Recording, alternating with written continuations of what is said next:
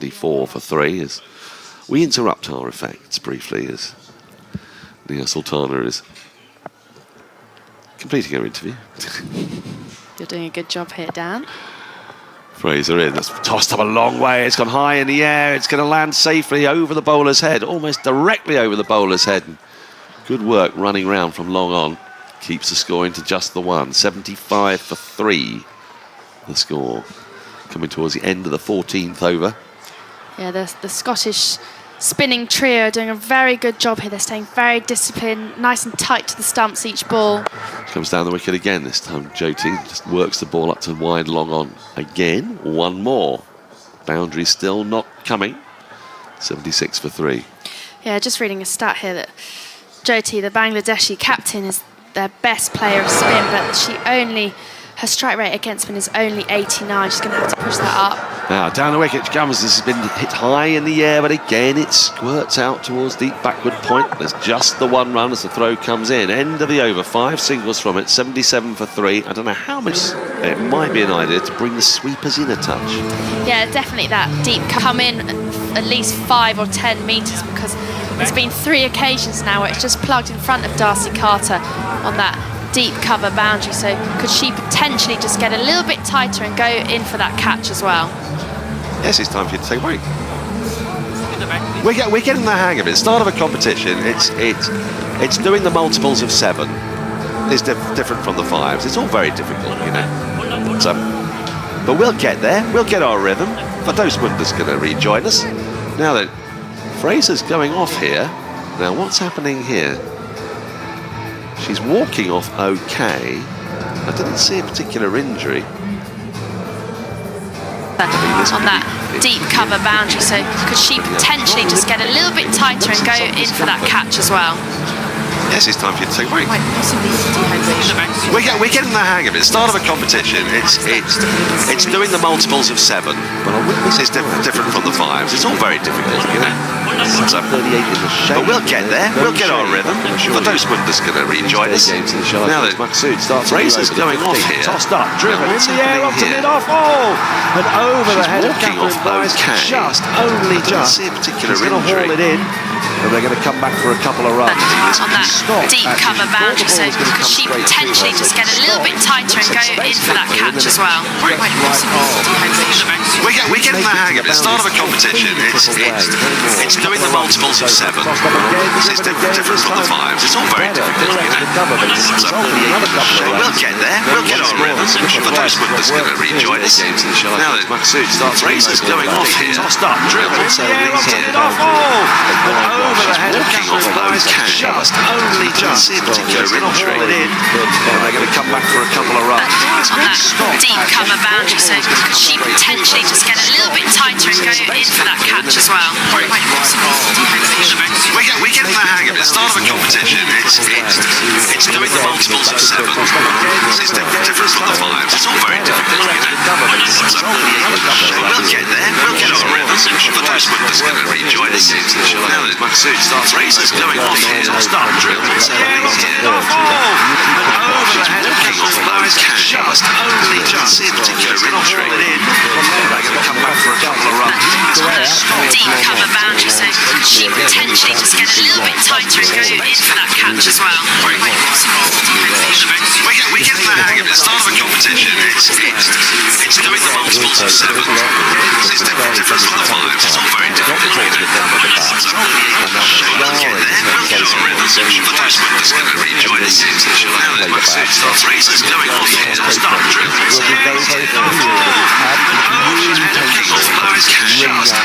in the air, up to mid-off. Just, only just. Come back for a couple of runs. Deep cover boundary, so could she potentially just get a little bit tighter and go in for that catch as well? Driven.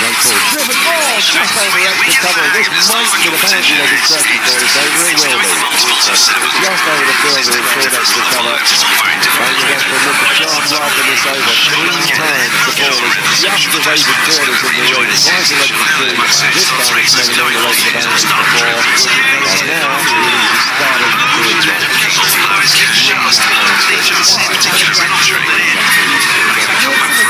to do it. Deep cover boundary, so could she potentially just get a little bit tighter and go in for that Catches one.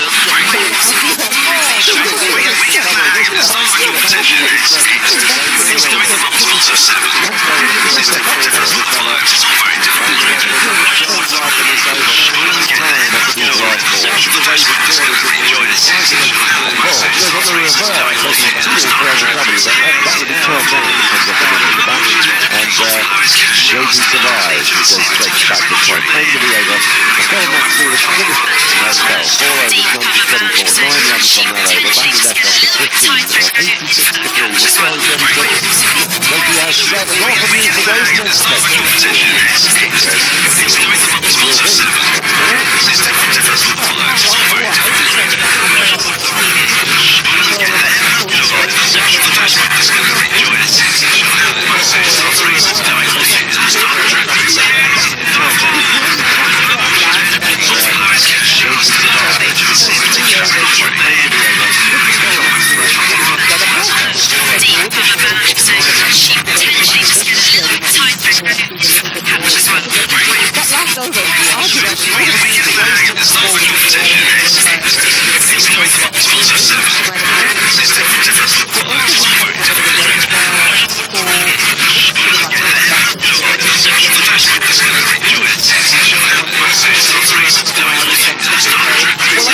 see this quite a lot actually for those who don't do this course, because it is mighty warm, and I know it's an obvious thing to say because we are in the Middle East, what you expect, and I guess part of what we're going to see this tournament, we can't get too annoyed about overweight matches and other, because while we're going to see a lot of stability teams moving, but also the same players are going to need to stick, we need to just take a little bit more out of it, but these players are very familiar with these conditions, not least the teams that qualified, because they come in with the qualified in Abu Dhabi, which is yeah, so yeah, we have got a little bit of a delay out there at the moment. I'm sure today, this is the first of 2 games to do here. On 5 sports extra today, every ball of every game, a reminder, will be available for you to enjoy on the sound and across the ICC as well. Actually, looking at that, it looks so good. It's going to be arm, so there's a little bit of an individual delay, but let me tell you what we've got coming up, because there is a lot of stuff to enjoy. We've got Pakistan Sri Lanka later on from here, that gets underway at 3 PM UK time, and then tomorrow's doubleheader from Dubai with Seed South Africa, finalists last year against West Indies, winners in 2016, and following that India, who was in against New Zealand, and the first game is on Saturday here at Sharjah, Bangladesh, against England, Australia,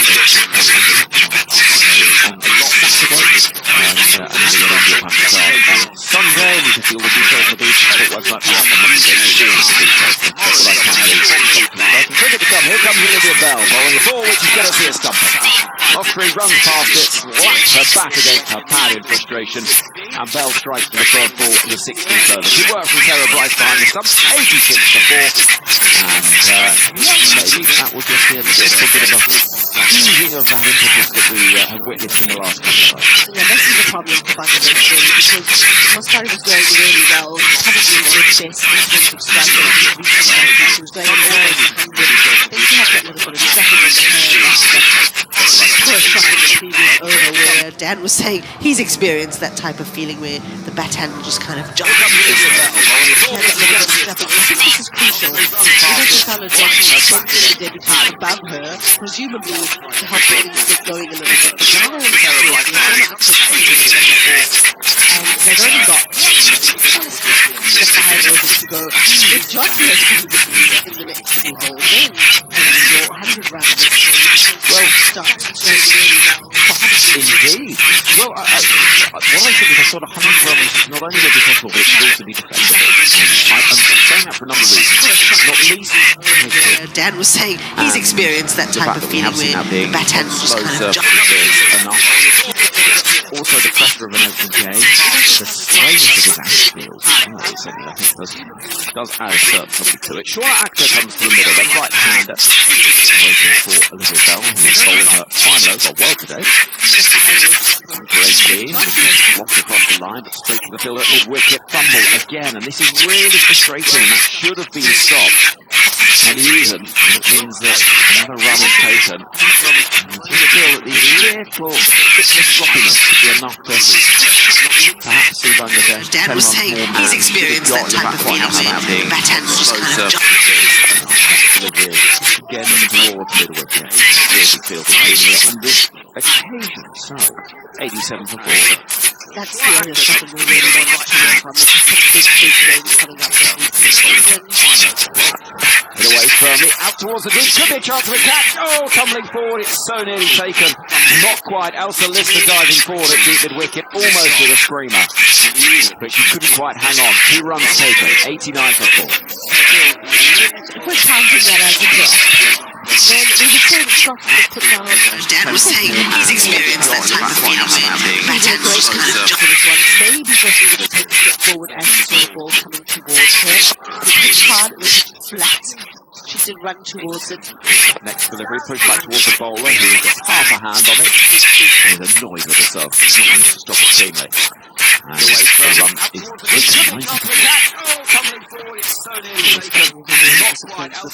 90 for 4. Out of her hand, she had it. Bell, bowler delivery, back towards wide, long off. Dan was saying that type of fielding. Backhand just kind of Skipper drive, 91 for 4. 4 overs left. They can get more than 100. You know that one. Unless something really dramatic happens. But how many can they get? That's the question. Bell is...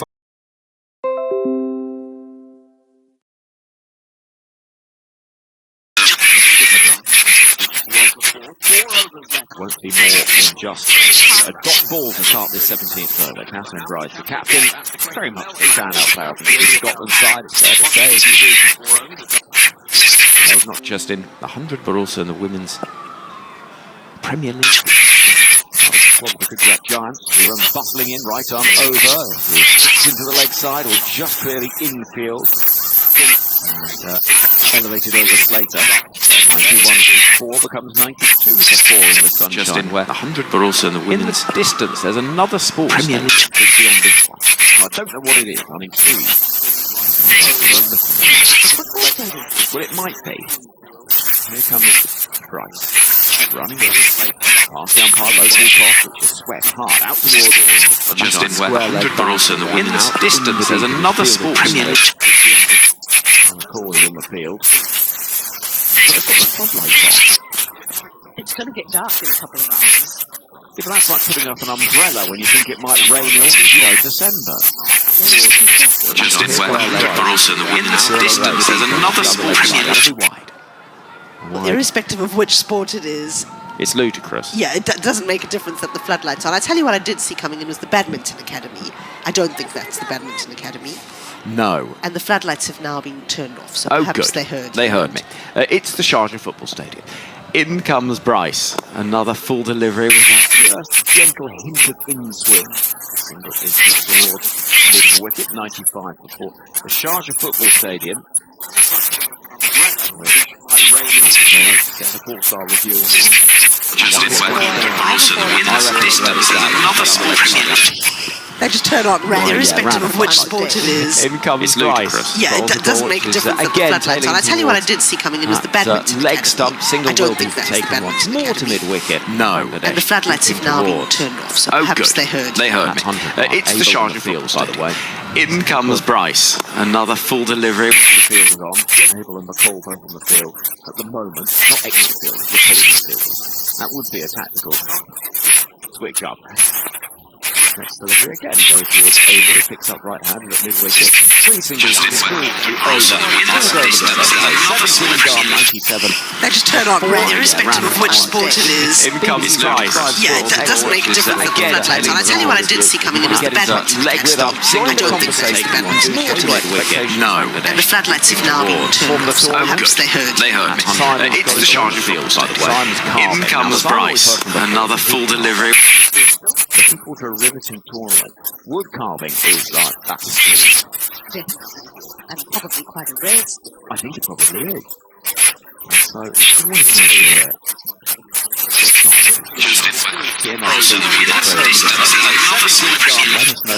just turn on red, irrespective of which sport it is. In comes Price. Yeah, that doesn't make a difference with the floodlights on. I tell you what I did see coming in was the badminton next stop. I don't think they take badminton more to it. No. The floodlights have now been turned off, so perhaps they heard. They heard me. It's the Sharjah field, by the way. In comes Bryce. Another full delivery. The 18th over. This has been hit high in the air. Can anyone get underneath it? Catch should be taken. And diving forward it is. That's a good catch from Priyana Chatterjee. Running forward from short fine leg. And the score ticks over with the right column moving. From Scotland's point of view, 97 for 5. Jordan goes 5 and 7. Still hard on the fly. And celebrations for those who have come here in good number to support Scotland.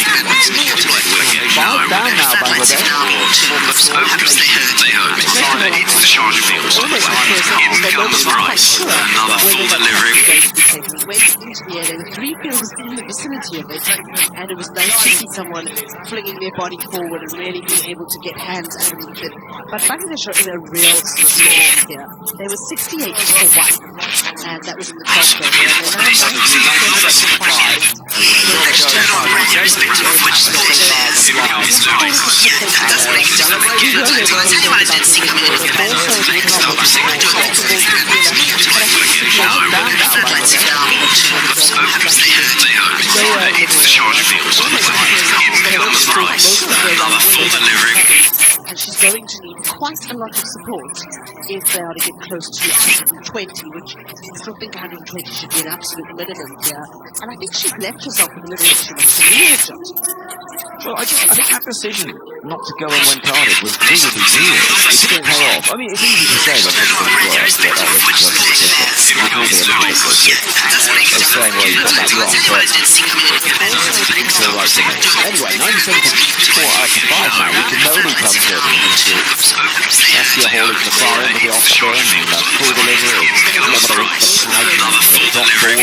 Guilty at the non-strikers end is powerless at the moment. Saskia Hawley, by the way. In her interview, you'll notice that Antipodean twang from Sydney, the Sydney Thunder. Slapped away through the offside. That was a freebie.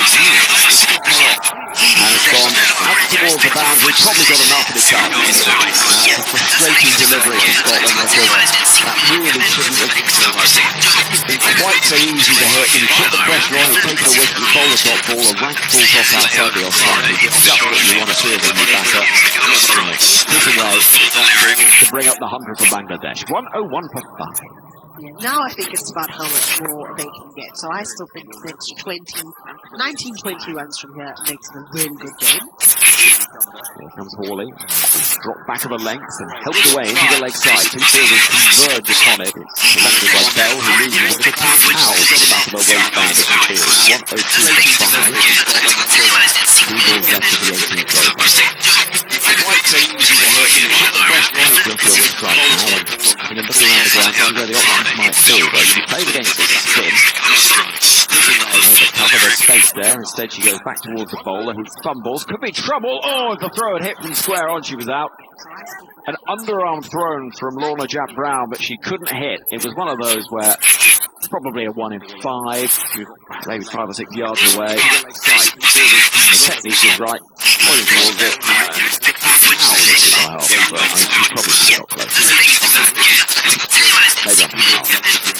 Hawley then. And they're bowling the ball. Oh, I tell you what, this could be out, but not in a conventional fashion, because It has struck the pads of the keeper who fumbled it, and I think the reach is out of her ground here. And she's coming together to have a chat with Jyoti, but Sue Redfern's dulcet tones are going to talk us through this one. I think this is going to be out.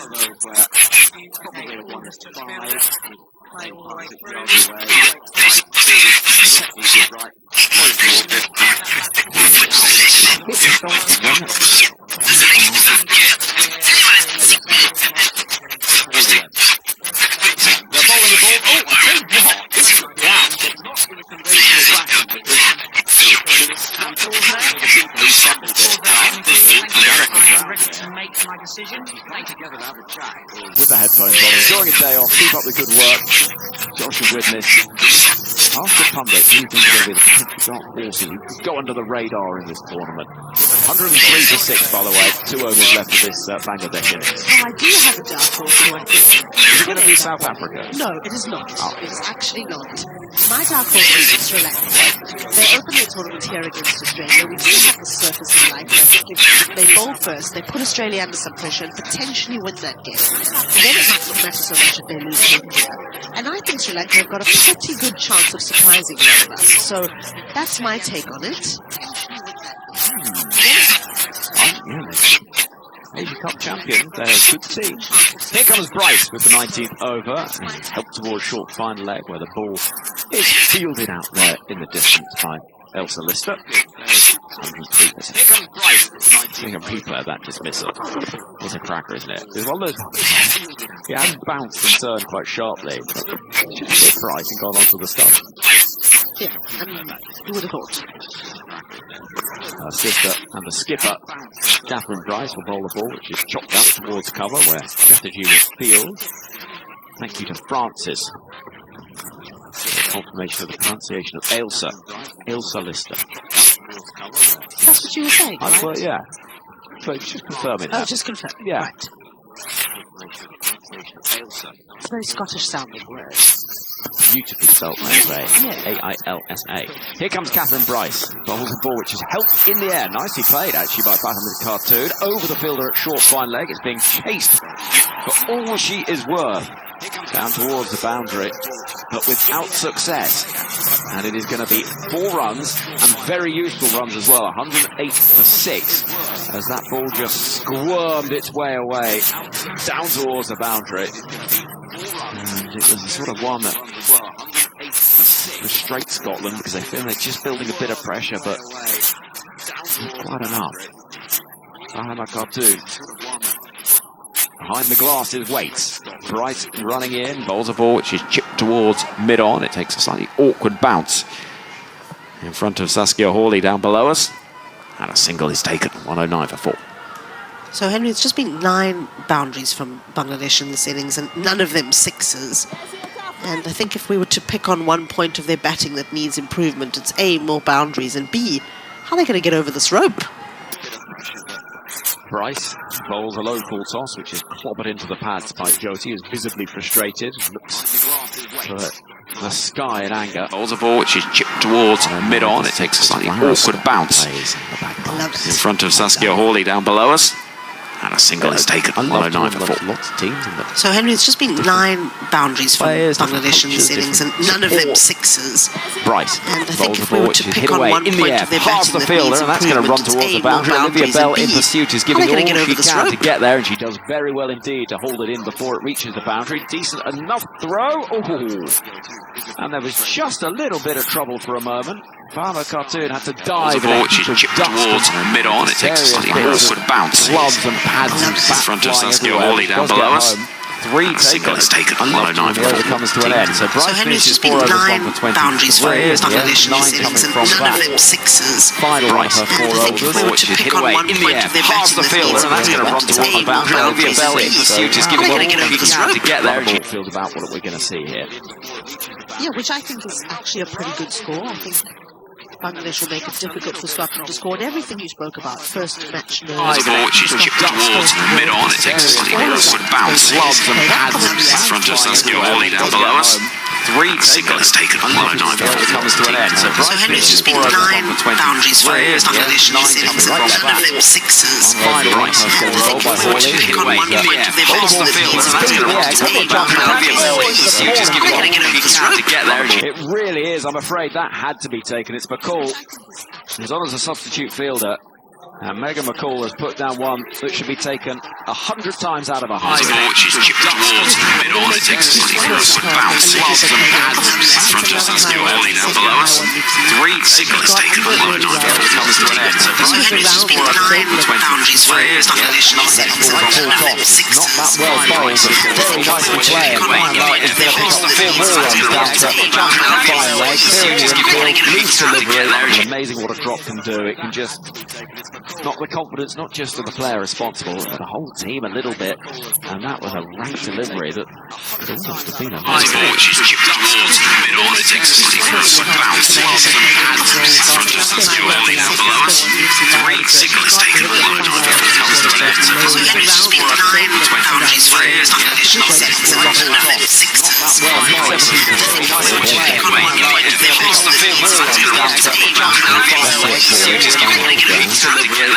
Blows on the hands to dry some of the moisture away, moves in now. And the ball which always gonna almost see the most lucid run I think I've ever seen.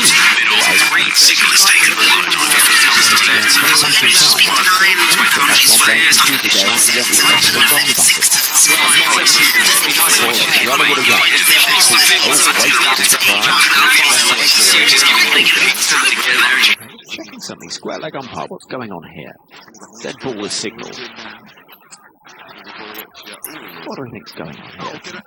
I was wondering if it was a question earlier. I haven't heard anything of the sort, so I thought maybe the field had changed when it shouldn't have. That's not it.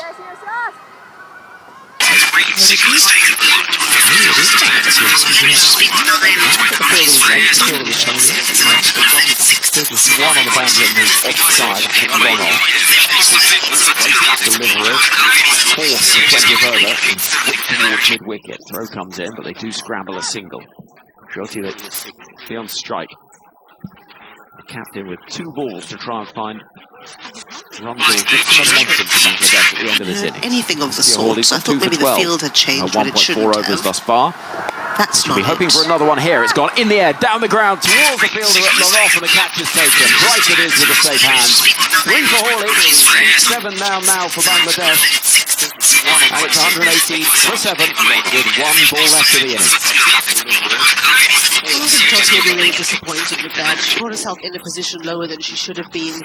She had to do something at the end. So it's not necessarily this shot and the way she was dismissed, although that is an excellent catch by Catherine Bryce. I would have seen 2 high ones go down. Anything of the sort. I thought maybe the field had changed, but it shouldn't have. Overs thus far. That's not Hoping for another one here. It's gone in the air, down the ground. I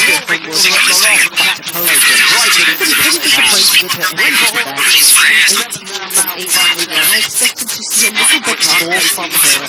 I don't think it will be the kind of leadership. And certainly not the kind of batting leadership we've seen. She's been the highest run scorer since the last T20 World Cup, 450s that she's scored since then. So it's not just a little bit curious to know what's going on with the way she's thinking and the tactics she's planning. Anything of the sorts. I thought maybe the field had changed, but it shouldn't have. Thus far. Another one here. It's gone in the air, down the ground. Comes in now with the off spin, and an attempted sweep is half paddled towards short fine leg. They'll get through for 1. And the innings comes to an end, 119 for 7. So Scotland will need exactly a run at the ball, and I think they will have taken that. They've done a decent job out there in the field. Yeah, some drops and fumbles, a bit here and there that was a bit loose and ragged, but not too bad in the field, and particularly to have taken 7 wickets. They'll feel a little sense of right we're in this now. We're part of the World Cup. They'll feel another one here. It's gone in the air, down the ground. Bangladesh, on the other hand, will be there and one if they were actually desperate to make a statement. I think they'll feel they left 20 or 30 runs out there. This record 150. Looks like a decent total. They might have adjusted down to 120. That is what they ended up with. I think that we could see Scotland take this match. We could see a big upset in the opening game of the tournament. They'll have to bat well, and 120 is probably around 140 mentally. It's a little bit of part of the World Cup. So, there's a lot that comes on.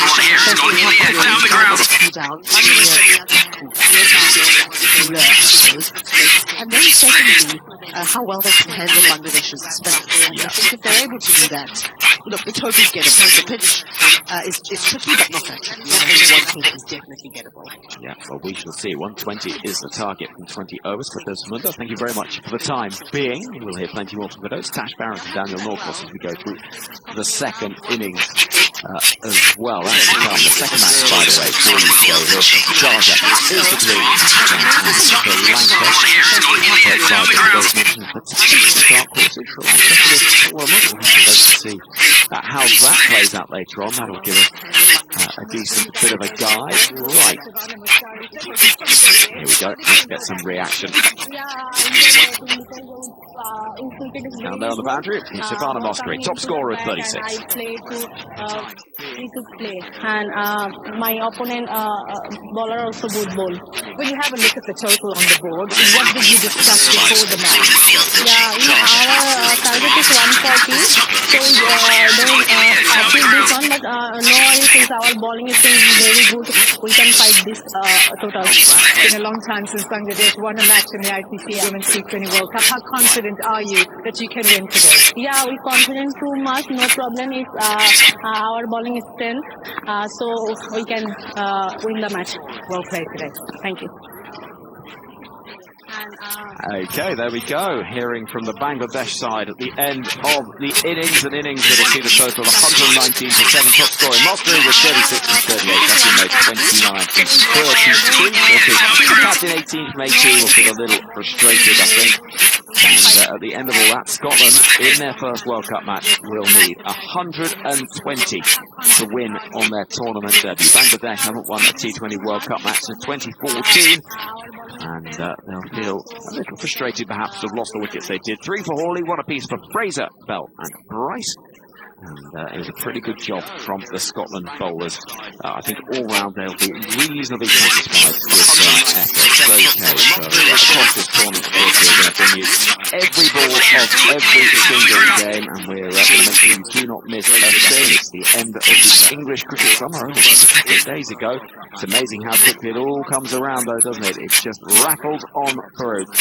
And while we reflect on the English summer, there's loads to look forward to from the winter as well. But we were going to have a little bit of a reflection as we go through the tournament on some of those key names that have performed across the English summer. It was the PCA Awards the other evening in London, and we can hear about how a couple of names that were there feel about the prospects of England and Scotland at this tournament here at the Women's T20 World Cup. Adam Mountford has been speaking to the England pace bowler Lauren Filer, and Scotland and England spinner Kirsty Gordon at the PCA Awards. Firstly, Gordon explaining how exciting it is to have Scotland qualify.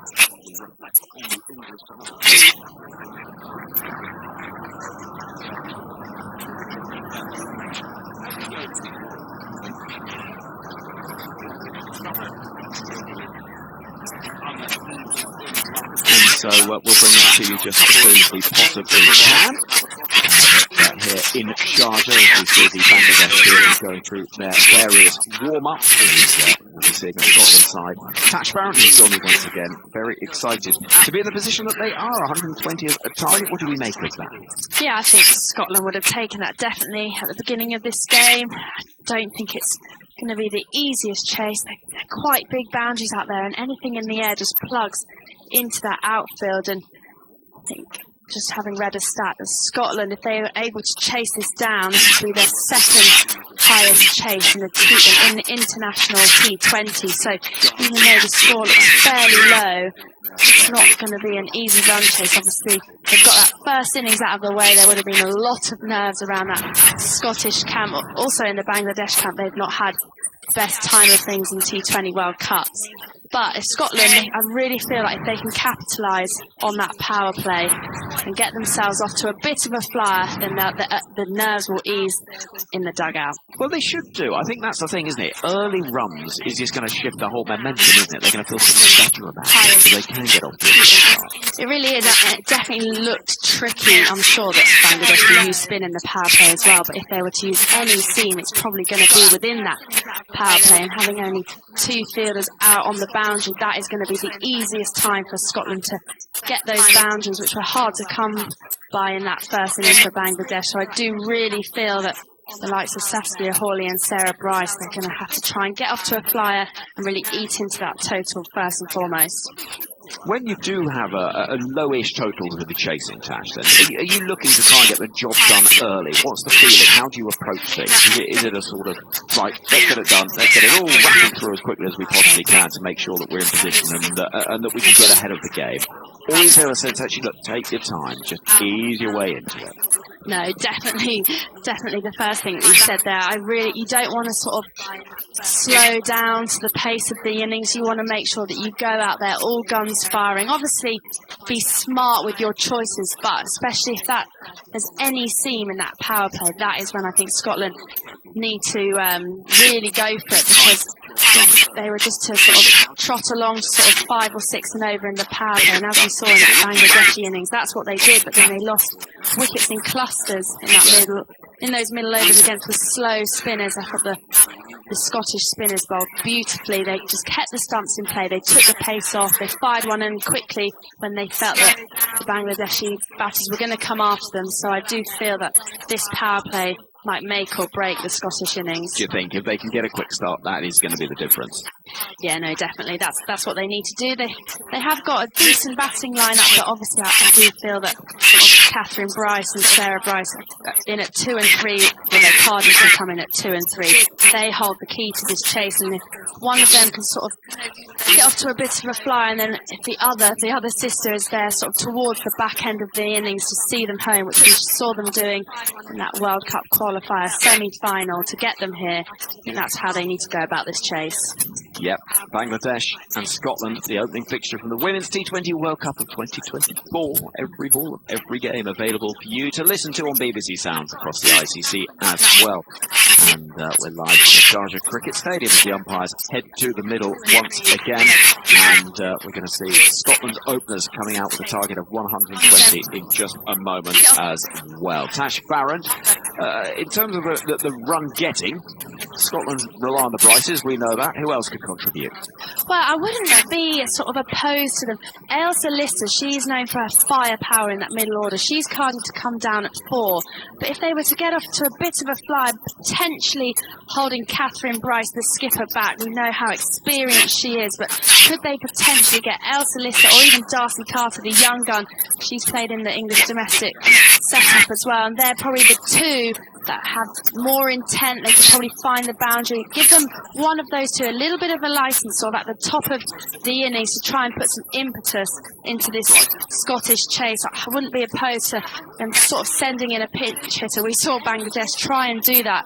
They sent in their young gun, Taj Nehar. She got out for a 1-ball duck, so it didn't quite work, but I liked the thinking there, and I think Scotland could do a similar thing, try and send one of their young guns, Ailsa Lister or Darcy Carter, up the order to put a bit of impetus against these slow Bangladeshi spinners. Two openers are on their way to the middle, and what a moment this is. There'll be that sense of butterflies in the stomach. Saskia Hawley, Sarah Bryce walking out to the middle, not a long turnaround, but we are ready to go pretty much. 120 is the target. Tash Farron, some more from you, and then Daniel Norcross.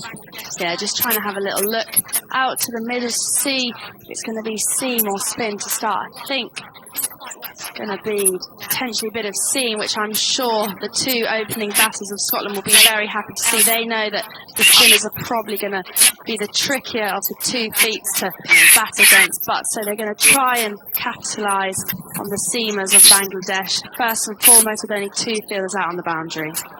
Well, look, 120 is going to give Scotland all the hope. But as Hypercourse has told us, it'll be Scotland women's second highest chase in a T20 international. Bangladesh are going to come armed with a battery of spinners, and we've seen how successful they've been. But there's an extraordinary anomaly in, I say anomaly or something that's noteworthy in that Bangladesh innings. Every bowler went for either just one run under 6 and over or one run over 6 and over. Bizarrely, wasn't it? Well, it was so odd. Catherine Price, Olivia Bell and Catherine Fraser all went for 23 runs in their 4 overs. Salwa Maksud went for 24. Slater went for 13 in her 2 and Hawley went for 13 in her 2. So, you know, it's tight, isn't it? The start of the innings. First ball is driven nicely, crisply by Hawley. Back to the bowler, Marupa Akhtar, who made a name for herself in the last T20 World Cup. Marupa was on fire. On a hat-trick a couple of times in that World Cup. Yeah, and she's definitely the quickest by far of these Bangladeshi seamers and bowlers. In particular, she'll look to try and bowl that fuller length and try and find any swings. Normally swings the ball back in to the right hander, trying to keep those stumps in play. So we're the quickest bowler that the Bangladeshis possess, but I'm pretty sure Saskia Hawley will be happy to be facing a bit of seam first up. It's a nice crisp shot first up, well timed but well fielded off her own bowling by Marupa. Here is Marupa once again, runs in, right arm over to Hawley, who defends a brisk delivery on off stump back to the bowler. And there is no run. Yeah, no, very nice start from Marupa there. Just a little bit of shape in towards Saskia Hawley, and that one just not full of a length, but hitting a good length. And because she's quite small of stature, she's a very skiddy bowler. She's not going to get too many to bounce over those stumps, which in short form cricket is actually a bit of a weapon, trying to keep those pads in play, going for that LBW and bowl. And she comes once again. Hawley waits and drives nicely into the offside. And they might get a run in. There's a little bit of a twist there. We've seen some pretty eccentric running. Extra, and it ran away to the boundary for 4. Yeah, just a bit of width there from Marupa, looking for that glory ball, starting outside off, looking to try and swing it back in to Saskia Hawley's pads, but she's of quite tall stature, and that's just that little bit of extra power that some of the Scottish batters might possess. This time Extra, just ran away to the reaching boundary those big for 4. square boundaries. Yeah, just a bit of width there from Marupa, looking for that glory ball, starting outside off, looking to try and swing it back in to Saskia Hawley's pads, but gets one down the leg she's side, of quite tall stature, and that's just that little bit of extra power that's 5 without loss. We've got a little bit of short fine extra leg and a power short that's third behind square. We've got a time faster just ran away to the reaching boundary those big for 4. square boundaries. Yeah, just a bit of width there from Marupa, looking for that glory ball, starting outside off, looking to try and swing it back in to Saskia Hawley's pads, but Gets one down the leg side, she's quite tall stature, and that's just that little bit of extra power that's They were really off that inner ring, whereas little bit of extra power that's sitting on the ring. Could they potentially try and squeeze a few dots time coming just off? ran away to the boundary big for 4. square boundaries. Yeah, just a bit of width there from Marupa, looking for that. This top 5 for Scotland is going to have to do the work you would imagine. Full, fast, outside the off stump. That's a brisk delivery, goes through to the keeper. Yeah, just a bit of width there from Marupa, looking for that. Remains. This top 5 for Scotland is going to have to do the work you would imagine. Full, fast, outside the off stump. That's a brisk delivery, goes through to the keeper. Yeah, just a bit of width there from Marupa, looking for that. Remains. This top 5 for Scotland is going to have to do the work you would imagine. Full, fast, outside the off stump. That's a brisk delivery, goes through to the keeper. Almost Yeah, just a bit of width there from Marupa, looking for that. Remains. This top 5 for Scotland is going to have to do the work you would imagine. Full, fast, outside the off stump. That's a brisk delivery, goes through to the keeper. Almost Remains. This top 5 for Scotland is going to have to do the work you would imagine. Full, fast, outside the off stump. That's a brisk delivery, goes through to the keeper. Remains. This top 5 for Scotland is going to have to do the work you would imagine. Full, fast, outside the off stump. That's a brisk delivery, goes through to the keeper. not yet. I haven't done it, but I'm going to. We're going to hear it a lot, so maybe that won't be you would imagine. Fast, outside the off stump. That's a brisk delivery, goes through to the keeper. We're going to have Tony and I start.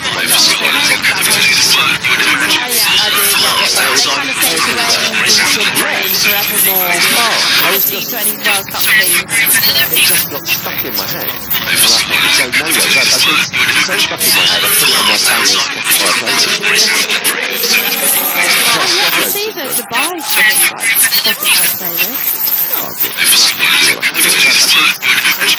Right, it's going to be the heater action. So we'll pair of actors opening the bowling here. And it's a left arm spin of Nahida. First one is worked into the onside towards mid-wicket. They might think of a second here, and maybe they should have done actually, but they decide against in the end. So Sarah Bryce is off the mark to her first ball. The question is, which will be the best of the supporting actors? We shall see. Will it be Nahida? Will it be Marifa? Or will it be Samaya?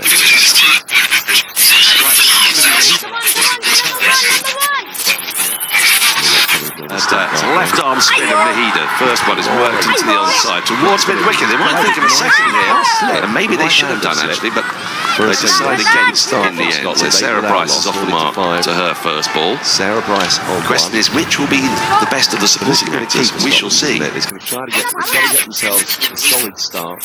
Trying to get 30 on in the power play, keep them in touch, 35, and not lose wickets, because that top 5 is going to be where you imagine left arm spin of Nahida. First one is worked into the onside towards mid-wicket. They might think of a second here, and maybe they should have done actually, but they decide against in the end. So Sarah Bryce is off the mark to her first ball. Sarah Bryce. The question is, which will be the best of the supporting actors? We shall see. Yeah, there's definitely a little bit of bounce. More so for the spinners in this wicket, and Nahida actually, she's one away from her 100th T20 wicket, so a big appeal there, but I think she's sliding down.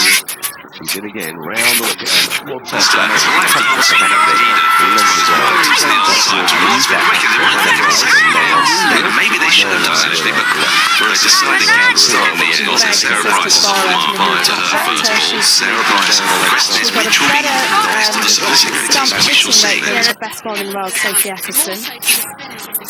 She comes in properly tossed up and trim and nicely. Straight mid off. They're going to run one. They should come back for a second. They will. As Marifa has to move to left and long on field. That's a couple of runs. 11 without long. Maybe they should have done actually, but the rate. So 11 with 120 He's ticking over, aren't they? But I like that Safia Hall has played a nice couple of shots. Hasn't quite got away, but Nahida actually is so consistent with her line and length, it almost makes it easier for the batters. If they want to use their feet, they pretty much know whereabouts it's going to land, so I like that from Hawley. He goes to beat the second over. Flatter, pulled out towards each of the wicket. There is a ball that out there. maybe they should have done single. So anyway,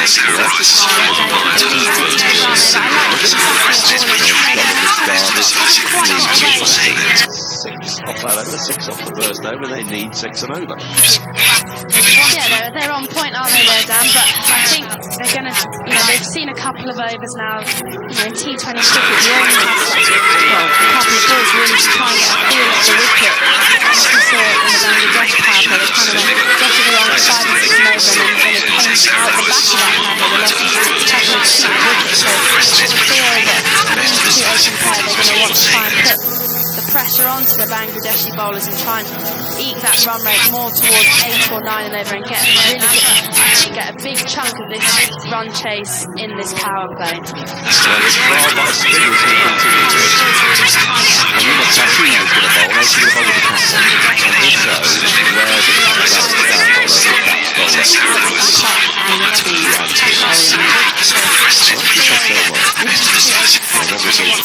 I swear there were 4 spinners who all bowled I think if the cap falls off, the batter can tell the bowler to take the cap off. Oh, really? Only if it falls off. First ball.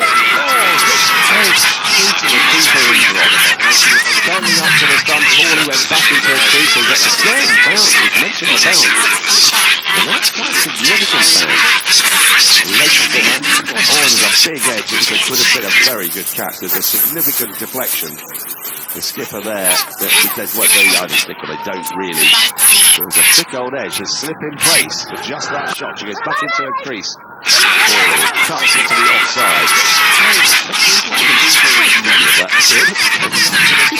Ends up with a drop ball. She stopped the ball, which is the most important thing, but balls everywhere at the end of that. I haven't seen many balls stick cleanly in the think it's a tricky outfield to field on. Tossed up. Hawley's got to go. Basically walks past the leg spinner. Delight for Bangladesh. Great bowling from Fahima Khatun. Hawley looking to get on with it. Maybe Khatun saw it coming down the wicket. Drill it in flatter outside the off stump. It beat the outside edge. Neat keeping. Sails came off. Bang. Yeah, that is top bowling from Fahima Khatun. Not the biggest turner of the ball, but just found a little bit to sneak it past Saskia Hawley's outside edge, and rapid hands from the skipper Jyoti just to take those bails off with immediate effect. And Saskia Hawley has to go. She's going for the big shot, trying to get a bit of intent into this Scottish innings. But really good bowling from the experienced leg spinner of Bangladesh. Quite a lot of swagger actually from the Bangladesh skipper. Just kind of threw it up in the air like, do it in my sleep, not a problem. It was gorgeous cricket all round. We had a celebration of the keeper, celebration of the bowler. We've got a bowler wearing a cap and glasses. There's a lot going on. So, the Bryce sisters are now united together. There would have been many times playing Scotland. Catherine skipper, joining her sister Sarah, keeper, far end.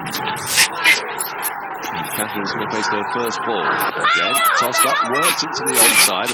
Curious again, appeal for a ball hitting her back, and they're going to get a run as it goes to short mid-wicket. 12 for 1, 13 for 1, beg your pardon. It wasn't a leggy, was it? That played, and it got around. It was just a flatter, faster ball. Before Hawley coming down the wicket, it's just gone. Bring that in. Fast and flat outside the off stump. And Sultana Jyoti to the rest. Fahima tosses the ball from hand to hand. She's in. Sarah Bryce drives along the ground up towards long on. Just to the single. 2 for 1. That target 120. It's not daunting, but it's a very big outfield here today. It's quite a slow outfield, surprisingly slow. You're going to see a lot of spin, and it's going to take someone to play a fine innings, and Scotland are going to get over the line. Next one short, comes off the back foot into the covers. Finds the fielder, there'll be no run. End of the third over, 2 off it, and the wicket. Scotland 14 for 1, facing at 120. Catherine Bryce won, Sarah Bryce. Yeah, really well bowled there by Fahima Khatun. Not actually, you're right, Dan, not looking too much for that turn, actually just trying to angle the ball in that we see in T20 cricket now. The likes of Sarah Glenn, Georgia Ware, and they're leg spinners that don't actually look for too much turn. They want to keep angling that ball in and cramp the batters for room. So that's what Fahima Khatun has done there. And picking up that big wicket of Saskia Hawley, because she probably looks the most comfortable out of the 2 opening batters, and now we see the Bryce sisters out in the middle together.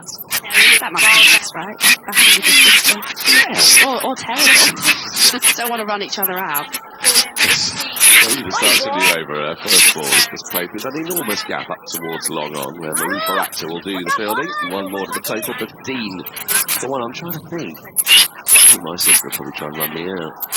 Yeah. Yeah, she's older, she'll full rank. I think I could probably outrun my brothers. You ever play cricket with your brothers? I have actually. I played with my brother Charlie in the first team. That was a pretty cool thing to do actually at school. Yeah, almost identical, full on around that middle and off stump, and just worked around the front pad by Sarah Bryce up towards Marufa Akhtar for another run, 16 for 1. Did you play in the back garden? Did you do all that kind of stuff? Oh yeah, it was very intense. Oh, I yeah, think so. 3 of us. He's in again, he's shoveled into the onside this time out. Close towards mid-wicket. 6-2, it's not on. 1 more to the total. You know the Chappell brothers, the Australians, they used to play against each other. And they would play test matches, because if one was Australia and one was England. So you'd have to be out 10 times. So do proper 2 innings games. Oh, brilliant. Oh, yeah. 5 days. Yeah. Well, I mean, you imagine. Well, I bet the parents were happy about that. Didn't have to see them for 5 days. What a good start. Room in the goal. On a length. Yeah. Header in. Nicely driven, but we'll pick out short extra cover, so there'll be no run on this occasion. Yeah, apparently, you get out, and then you have to go back to the kitchen, and then walk round through the kitchen, through the utility room, back out again, and take strikers for, like, the number 3. And obviously Greg, the younger brother, as Mahida is in, works into the onside again towards mid-wicket just for another run. Just leading in singles at the moment, 18 for 1. He had to be England, but he was Australia. I hope they had nice lunch and tea as well. I hope they really went for it. Drinks breaks, got the Gatorade out after an hour. I used to play dice cricket, and I would have lunch and tea in my games. Oh, you have to, don't you? This is tough luck. Again worked into the onside. 5 singles off the over, finding the gap between square leg and run on. 19 for 1. Catherine Bryce has 3, Sarah Bryce has 6. I realised that actually I was completely off my rocker though. At the start of every day's cricket. What was? Well, yeah, it was. I've very much improved since then. Whatever it takes indeed, that is the slogan we'll be hearing a lot about in this World Cup. I used to have to roll the dice at the start of the day to see what the weather was like. And if it said it was going to rain, so if I saw a 6 or a 5, it meant it might be either rain or bad light. And then whatever I rolled after that determined how many minutes of rain there was or bad light. You come up with it. Yeah, the stream of bowls full was packed to her. Well, Sarah Bryce said no runs, and I wasn't able to play my dice cricket until the rain had stopped. You're just like torturing yourself. I realised that was utterly ridiculous. Fahima tosses one up. This is delivered along the ground by Sarah Bryce up towards long on for a single. Yeah, it was a very complicated game I had to devise because yes, people had been out obstructing the field, right? And you know, when you play that dull, how's that game? You don't get that at all. The average score in a game of How's is 230 all out in 13.5 overs. As this is carved away to back the point, there's no run. I don't think we might not be seeing that with the wickets over here in the Women's T20 World Cup, but I therefore hopefully refused to play How's and devise my own game. But to be on such a field, we had to, I had to roll a 6 8 times in a row. As this is swept away. Oh, very deep back to square leg. It's running away to the boundary, and I think it's going to get there. It does. 4 for Catherine Bryce. Much needed, actually, because just in this power play, Bangladesh was starting to exert a bit of a squeeze. 24 for 1. A pressure-relieving boundary. Good sweep, well connected. Yeah, that's just relieved a bit of pressure that has been building over the last couple of overs. Catherine Bryce, she just steps across, gets a little bit of width there from Fahima Khatoon, steps across, gets it past those 2 in the ring at square leg. Fahima's in again. This has just worked to the left of the bowler, and there will be no run. 24 for 1 the score remains, with 1 ball left in the 5th. She's keeping things really tight here for Fahima. She's keeping those stumps in play. Bit of width and got that 4, but right back on the money next ball. Yeah, this is swept by. That's a terrific shot from Catherine Bryce. It's going to bring up the second 4 in the over. And take Scotland at the end of it to 28 for 1. Catherine Bryce has 11, Sarah Bryce has 7 after a couple of good overs from Bangladesh. Scotland are right back in it, 9 from that. 120 required. They're pretty much up with the rate. More from you, Tash, and then it's going to be Henry Moran. Yeah, great use of that sweep shot from the Scottish skipper. Actually, not playing that sweep shot on line, but anything outside off. She feels that if she gets across, it's a bit of a free hit. Bangladesh had that square leg up in the ring, which sometimes is unusual. So Catherine Bryce, she's a very good sweeper of the ball and found the boundary twice in that over. Lovely batting. And the Scotland flag below us is flying. There's a few of them too. Good support for Scotland. Fidosa just come to the commentary box and said, it is something out there. And there's a few in. Yeah, it's a good atmosphere. Marufa. Number 90 on her back. Is going to come bounding in, kicking up those heels. Right arm over, and that's a quick ball, that is. Full outside the off stump, but it was too quick for Sarah Bryce, who was through the drive after the ball had whistled on and into the gloves of the keeper. Good zip. Yeah, Marufa, she definitely gets it through. She's one of those shorter seamers, but she's very skiddy. She's one of those bowlers that actually just kisses the wicket. She doesn't try and bang it in too hard. And Jyoti, the skipper, standing back with her helmet on. She's taking evasive action back there. Severe expression on Marufa's face as she bowls a low full toss. Lob it out towards the deep cover. The ball will be collected out there on the boundary by Shabana Mostrid. And the score 29 for 1 as a single is taken. Heading towards the end of the power play. It is hot out there. Some nice noise around the ground as well. Wouldn't be surprised if the Bryce sisters try and capitalise on this last over of the power play. Bit of pace on with Marufa. She's a very good bowler, but I think the pace on might be the easiest way to score runs out here today. Work down towards fine leg. The keeper does actually quite well to fumble the ball towards his teammate, a short fine leg. It was an unusual piece of fielding. It was quite effective. She launched it. That was a bit of a Mazzy Villiers launch, and Jotty almost had to take evasive action as well as Sarah Bryce. She makes it home in one piece, and a good quick single from the Scottish sisters. Well, they are going to have to do this, aren't they? 30 for 1 the score. It's not going to be quick scoring, but they're going to have to take the singles whenever they're available. So some good run. And if there's anyone you could choose in the world to be able to run with, it probably is the person you've grown up with playing a lot of cricket. Alongside Sarah Bryce it is, the keeper on strike. Waits with bat raised, comes creeping forward and tries to give herself a bit of room. The ball is hit firmly towards mid-on. Fielder waiting. We've got 2 balls left of the power play. Daniel appears to have destroyed the bridge behind us. There's all sorts going on behind. I'm not quite sure what Dan's up to. It's causing carnage at the back of the box. Sort of crashing sound. Didn't know if it was him or the bridge. What sort of creaking joints? Hey, that's not what I meant, Henry. It is what you meant. Marufa sprinting in again with purpose. This is nicely driven into the turf, out towards deep cover. Where Mostri will field once again out there on the boundary. I think Bangladesh, they've done their homework on Sarah Bryce. She's so good through that cover region. She's got one of the best playing cover drives in the game, but as a seam bowler, it's a bit of an ego thing not to have third or fine back on the boundary, but instead they've opted for that deep cover, deep square leg, which I think is a really good tactic, especially to Sarah Bryce. Well, it's Catherine Bryce on strike. Final ball of the power play is Boulder. Keeps a bit low, angles in. And the wicket falls. Marufa's first. And it was awkward for Bryce. There's a little look back at the pitch. And for Scotland, that could be a significant blow. 31 for 2. Final ball of the power play. Sees the wicket. And Bryce goes with one that angles in, does keep low. And she, horribly low. That has not bounced more than halfway up the stumps. You probably feel quite hard done by there as a batter if you have to trudge off on that long walk back to the dugout. But good bowling from Marufa. She kept that cover region open, but she tried to really cramp Catherine Bryce for room. Hit the spot, and that's what you need to do as a bowler. You need to try and hit that length and hope for a bit of uneven bounce, which she got there. That stayed very low, and Catherine Bryce probably feels quite hard done by that, but look like she's a little bit done for pace there as well. She's so skiddy, Marufa, but good bowling and a very good finish to the power play for Bangladesh. Goes with one that angles in, does keep low. They're 9 for 13. And she horribly low.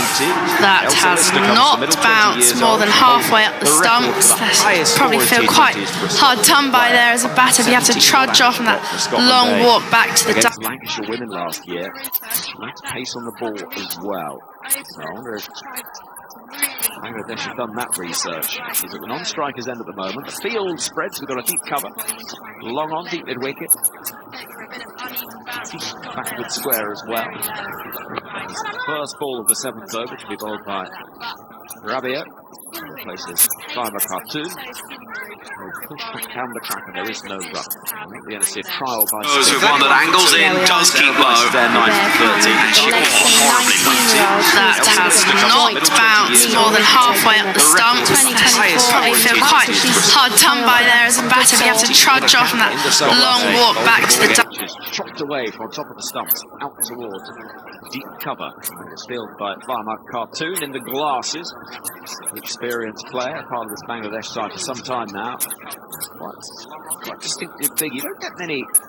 You get lots of sunglasses, but you don't get the horn-rimmed specs terribly. No, you don't. Surely they're going to steam up in this team. You would have thought that also. Anti-steam, maybe. Or you could get, you know those windscreen wipers? Those who want that angles in does keep low at 9:30. That has not bounced more than halfway up the stump. We feel quite hard done by there as a batter. You have to trudge off on that long walk back to the That would keep you going, wouldn't it? Yeah. For the 20 overs. Rabia bowls, whipped away nicely. A lot of bottom hand from Lister, but a first run out towards deep mid wicket. Single is taken, 33 for 2. I know the ones you mean. And The multicoloured ones. Yeah. Really subtle. the sort of rainbow ones Yeah. that are a bit like the same colours as the parachute game you used to get in PE lessons. Yeah. You know? What a ridiculous game that was. Played away from very deep in the crease by Bryce. Those who want that angles in does keep low at 9:30. That has not bounced more than halfway up the stump. We feel quite hard done by there as a batter. You have to trudge off on that long walk back to the 34 for 2. Lister is 1 from 2. Here comes Rabia. Bowls a ball which is defended very correctly. Big lunge forward, but just 3 from the over. 7 gone. Tash Barrett is going to take a break. England bowler.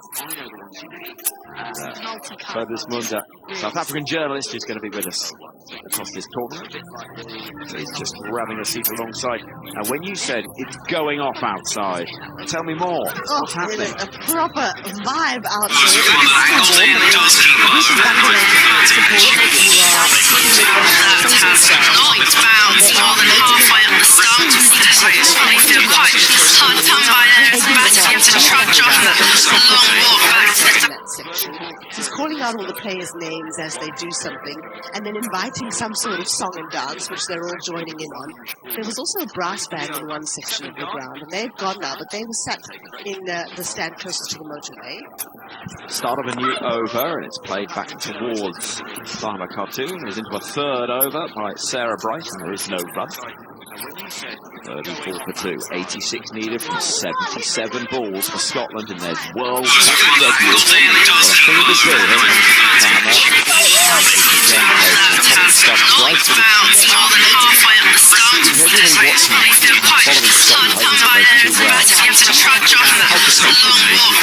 Stumps like that, you're thinking, oh no. But she manages to always hit it, especially once when you've seen it keeping low like that. But she played it correctly and effectively so far. 35 for 2 is the score. Lister waiting for Farmer Cartoon, who takes a deep breath and moves into bowl. But just wait again, because Lister's taken a step towards the leg side. Comes Cartoon, tosses it up, it's drilled towards mid-off, where the ball will be fielded, but not cleanly. And they do get 3 or 4 fingers, so only ability to fumble the ball at mid-off.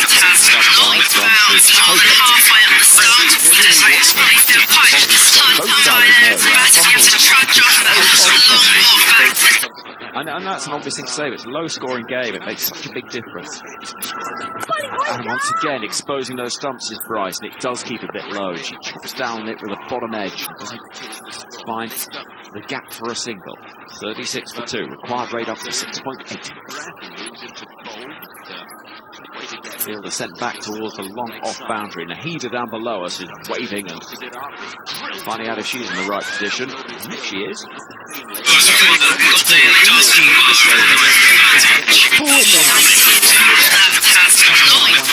Bryce comes down the track, whips the ball out towards that fielder. Nahida at long on. Puts it across, throws left arm. There will be nothing more than a single. 1 ball left of the 8th over. 37 for 2. Bryce gets frustrated. She hasn't been able to time that as she wished. Fielder goes out to deep cover again. Long off will go up inside the circle. And let's see. Farmer moving in. This is sliced away. Cries of catch, but it'll drop safely. And Rabia it is running round to pick up. And they'll scramble a single, this Scotland duo. 38 for 2 after 8 overs is the score. Scotland in their first World Cup match. Bangladesh without the World Cup win.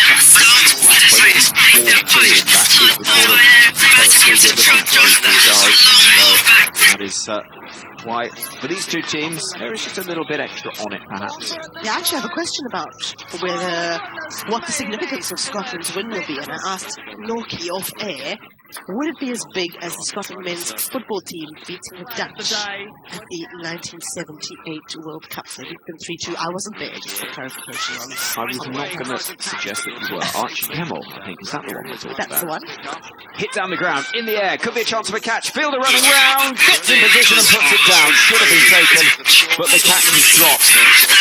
And out there in the distance, I'm afraid from Shauna Akhter, that was pretty poor. Should have been taken, but wasn't. It's not the first time we've seen the high ball go down in this game. 3 times when Bangladesh were batting, and now when Scotland are batting. She's that long on, she's really good, herself in a really good position. And again, it's fingers to it. Next delivery is hit towards mid-off. No runs there. The score remains at 40-2. Which leads me back to one of the points I made earlier, that the team that catches the high balls best will win this World Cup. Yeah, I'm with you. Rabia is in. And they're trying to catch again. There's almost cartwheels from the bowler moving to her left. The can't stop it. Instead it's collected by the fielder at mid-off and there's no run. I think you make a really good point about the games to do by the ring of fire and that low light, which does make catching tough. Rabia Khan again with the leg spin, tosses the ball from one hand to the other, moves in the sunshine, tries a catch again, and once more it evades the bowler and goes down the ground for a single to wide long off. Lister, who plays with a very straight bat. And you have noise from behind the stumps from the captain. We are Sultana Jyoti. Right. Waiting, bat raised, and he's getting in position early for the reverse but bowling away. Delivery, just 41-2 the score. Rabia again, and down the track comes Bryce. Wide long off, we're in the distance. It's fielded again, there towards the boundary. I lost it. 42-2. You're just seeing the shadows lengthening. It's still intense. Rabia is in. Sweep attempted. Nicely played. It's gone square of the wicket. Could be 4 runs. It will be. That's a good-looking shot, and that will make Lister feel an awful lot better. She's into double figures. Scotland 46 for 2, and a gentleman down below us wrapped in a Scotland flag with his arms above his head and applauds. The 4th boundary of the Scotland innings. 46 for 2, Jason 120. An excellent shot, really well placed. She's got the timing absolutely spot on there.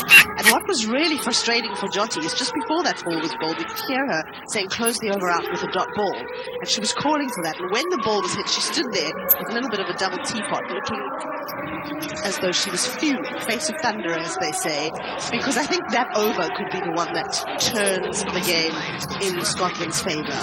8 runs from it, the dropped catch. Yes. I just feel like momentum shifted slightly. Perhaps so, yeah. What you see at this time of day, by the way, Dubai and Sharjah, a fleet of yellow buses. Got one over there, just pulling away. The school buses all going around the local schools. 4.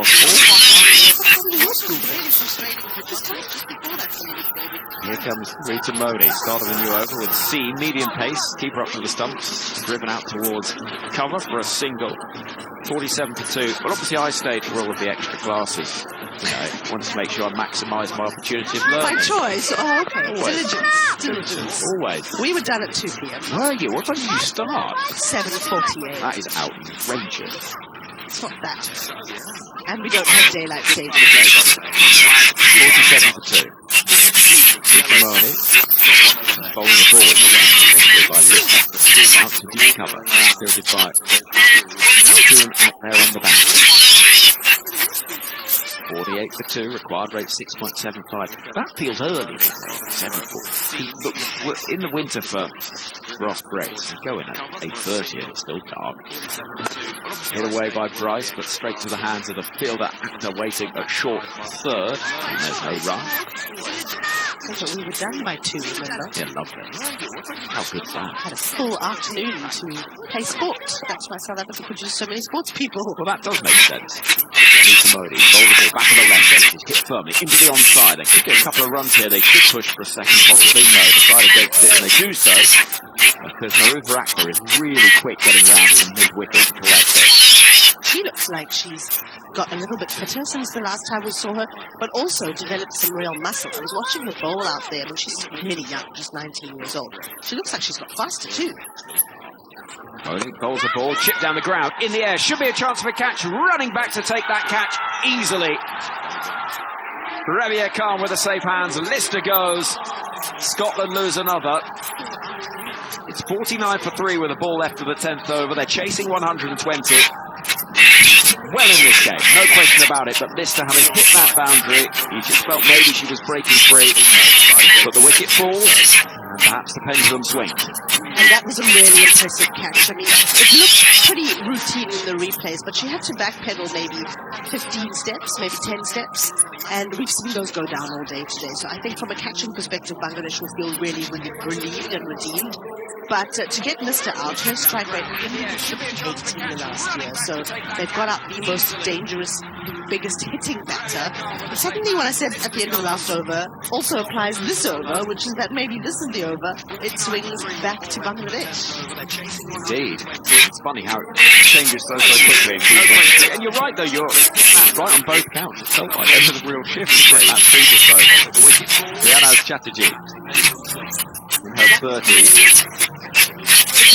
The more experienced members of this Scotland squad, but none of them have experienced this. That's a World Cup. It's the first time. We'll keep saying it because it is an historic day for Scotland. She's also got gloves. Yes. Final ball in the 10th over is outside the off stump and pitched aerially towards cover, not for a run. And Scotland at the halfway stage, not quite halfway there. Drinks are going to be taken, 49 for 3, 10 overs gone. Sarah Bryce is still there on 60. Let's face just the one ball, yet to get off the mark. Here in the sunshine of Sharjah, as school buses continue to rumble on down the highway. The birds begin swooping just a little bit more as the heat dies away in the day. And we'll bring you the first match of this tournament. We've got 2 matches for you today. Sri Lanka against Pakistan follows this. For many of the days across this tournament, it is 2 matches, so you'll be able to follow the action from UK time. 11 a.m. This match is starting at 11 for the first game and 3 p.m. for the second game. So it's supposed to be a day filled up with a bit of cricket as well. So, 10 overs gone. Scotland 49 for 3. Sarah Bryce there 16. Not out of 24. She, you feel, holds the key. Bangladesh defending 120. They won the toss, elected to have a bat first. Scotland needs 71 from 60 balls. And at this point, you have to say, quite well balanced, but I'd just about rather be in Bangladesh's shoes, I think. I think so. I mean, if we just take the team names out of it and we take the occasion out of it, and if you said a team needed 71 runs from 60 balls, 7 wickets in hand, I would say 9 times out of 10 they are going to get that. But then if you add in that it's Scotland's first World Cup appearance, then if you add in that British haven't won a World Cup game in 10 years and they're absolutely desperate to change that, then if you add in that the Bangladesh bowlers are looking, I would say, a little more threatening than the Scottish bowlers looked. Marufa seems to have more pace than the Scottish seamers did. We're seeing a little bit more threat in terms of the spin. They're fielding slightly better, although they did drop that catch in the 9th over, which could prove crucial. And I almost think that Bangladesh, they'll be kicking themselves if they lose it from here, because so many things were meant to be theirs at this tournament, including having this game at home. Well, indeed. We should have been in Dhaka, really, but we're not. Right, Daniel's coming in. I will just leave you with this. Phil Jackson gets in touch and says, hello, currently recovering from a nasty bout of COVID. Sorry to hear that, Phil. In bed, very pleased to have TMS to keep me company. I've got high hopes for Scotland, particularly looking forward to the England-Scotland game. Let's hope that Scotland's batting cope with what Bangladesh have to offer. Thanks for the coverage. Keep we'll get well soon. Phil, thanks for getting in touch. TMS at bbc.co.uk for this one. Some more from you, and then Daniel. And really nice to hear from people looking forward to that England-Scotland game, because that was one of the games that I identified as a really interesting matchup at this tournament. All the history involved, between those two teams, and I'm absolutely sure the Scottish will be frosted to get one over in Wembley. They will be up for it as Shauna Actor is in. Their first ball is slashed away out towards deep extra cover for a single. Bryce moves to 17. Sarah Bryce. Catherine Bryce is out, so any references to Bryce from here on in are Sarah Bryce. In bed, very pleased to have TMS to keep me company. Got high hopes for Scotland, particularly looking forward to the England-Scotland game. Let's hope that Scotland's back. 10 overs doesn't sound like a big ask, but nobody really has gone consistently over 6 and over. As this is hauled away out towards deep square leg, they'll run one, they'll think of a second, it isn't there. As the throw comes in, Chatterjee off the mark. I mean, just looking at everybody's bowling figures, and indeed the strike rates of every batter so far. They've all hovered around the strike rate of around 100, going at around about a run a ball every bowler. So, and the boundary's big, it's difficult to clear it. We haven't seen a 6 yet. Got to look for the 2s. There are pockets where 2s are available. Again, this nice strapples down the ground towards long on, picks out the fielder. Only one more to the total. In bed, very pleased to have TMS to keep me company. Got high hopes for Scotland, particularly looking forward to the England-Scotland game. Let's hope that Scotland's back. Long on, so the pocket between the deep mid-wicket and the long on. Deep mid-wicket's quite square. Shauna Actor is in. This is carved into the offside, but picks out the square cover. Comes in from the boundary of the field. Marupa Actor. One more, 53 for 3. We've seen precious few boundaries today, 10 from Bangladesh. I haven't checked how many Scotland have got, but I'll get that for you in a moment. Shoulders in. Now this might find a pocket. It's between long on and deep mid wicket. They should think of a second, but they are coming back for it. The throw comes in, and that is good running. Chatterjee makes it back at the non-striker's end. Takes Sarah Bryce to 20. That is the gap, and it's rather signposted today. In bed, I'm very pleased to have TMS to keep me company. Got high hopes for Scotland, particularly looking forward to the England-Scotland game. Let's hope that Scotland's back. On the side with a short, fine leg. And there's 4 there too, just 4 balls so far. So if you get it timed really well. Shauna in again. This is cut. Now then, this could run away towards the boundary because deep cover has come in to join the ring, and it will. That is a vital boundary for Sarah Bryce. And an over that's yielded 10, one of the most expensive overs of the match, if not the most expensive over the match. And Scotland moved to 59 for 3, just what they needed. Bryce 24, Chatterjee has 2. Yeah, I think now the pendulum swung again. Now you'd say, with what Scotland did to get in the last 9 overs, which is just 61, I would say it's now their game to lose. In bed, I'm very pleased to have TMS to keep me company. Got high hopes for Scotland, particularly looking forward to the England-Scotland game. Let's hope that Scotland's back. My primary school teacher's living room, weirdly enough, watching, yes. Did you want to say that on the way? Well, it's the truth. That's what we aim for on the BBC. And I just had a steak kidney pie and chips with cheese. I remember it very clearly. And the teacher wasn't Scottish? No, very much not.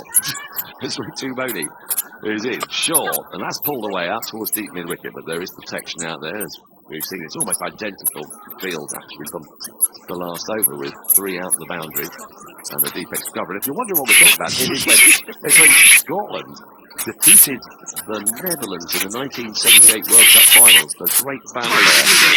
I'm very pleased to have TMS to keep me company. Got high hopes for Scotland, particularly looking forward to the England-Scotland game. Let's hope that Scotland's back. The single. It was that World Cup that spawned the song that you hear constantly for the next 46 years. We're on the march with Ali's army. Really? I didn't. We're going to the Argentine. This next ball is again just worked up towards long on. What's more, there's going to be a single. And we'll really shake them up when we win the World Cup. Because Scotland are the greatest football team. Now, there was an awful lot right with the song, apart from the prediction. That's okay. Songs don't have to be accurate. No. I mean, it was quite a long way from accurate, but the truth is, once more, this has been slogged out towards the mid-wicket. I'm very pleased with TMS to keep me company. Got high hopes for Scotland, particularly looking forward to the England-Scotland game. Let's hope that Scotland's back. And will this win be as big as that one? I have to ask. Maybe is in. This is pushed off the back foot, just in front of square between point and extra cover, out towards the sweeper on the offside for the single. I think in many ways it'd be bigger because, you know, Scotland did beat England, the world champions, in 1967, famously. And England were a very good team then. So maybe it means they'll beat England again. Well, it could be just the fillip they need, as this is now worked out towards the mid-wicket for another single. That is an over of 6 singles, which is absolutely fine for Scotland. In a way, it's okay for Bangladesh. Haven't let the game get away from them, and we've seen a couple of wickets falling. The game continues again, but it's not going on here. 65 for 3, 12 overs gone, 8 overs remain, 55 more needed. One of the things I do like about T20 World Cup, especially when they're played on, this isn't a bad surface by any means, but it's not a run fest, I don't think. Is that you do get these games that just sizzle. We saw it in New York during the T20 Men's World Cup. And my goodness me, I mean, South Africa, Bangladesh was one of the great games. It was a good game, it really was. I think the thing with the low-scoring games is that they bring us a lot of thrills, but you've got to have the patience to get yourself through the first half of a low-scoring game without being very critical of it. So I was quite critical of the Scottish fielding. I thought there were too many fumbles and they dropped too many catches. And equally critical of the Bangladesh lack of urgency. Although we use the word they're not going to so that may sound quite harsh, but if we can just park that to one side, then the low-scoring game on a fairly lifeless surface becomes really exciting. It bubbles, doesn't it? It does. It just bubbles up. Now then, 65 for 3. 2 overs remain. Nahida. It's going to come left arm round the wicket, and that's cut away, but finds the field. Oh no, there's going to be a run out here. There is. It was cut into the offside by Bryce. Chatterjee wanted the run. Was it her call? Probably not. It was just in front of square. Chatterjee came charging down the wicket. Was sent back by Sarah Bryce, who had not moved. The throw came in from point. All it had to be done was collected by Nahida after the bails removed. And Chatterjee, I think, maybe 8-9 yards out of her feet, if not more. Good composure shown there by the Bangladeshis, and delight to see Nahida whacking the ball onto the stumps. That's Chatterjee gone. That is the wicket that again changes the game and shifts it back towards Bangladesh. Scotland 65 for 4, Chatterjee goes for 5. Yeah, I did think that a wicket had to fall in this over for Bangladesh to stay in the game.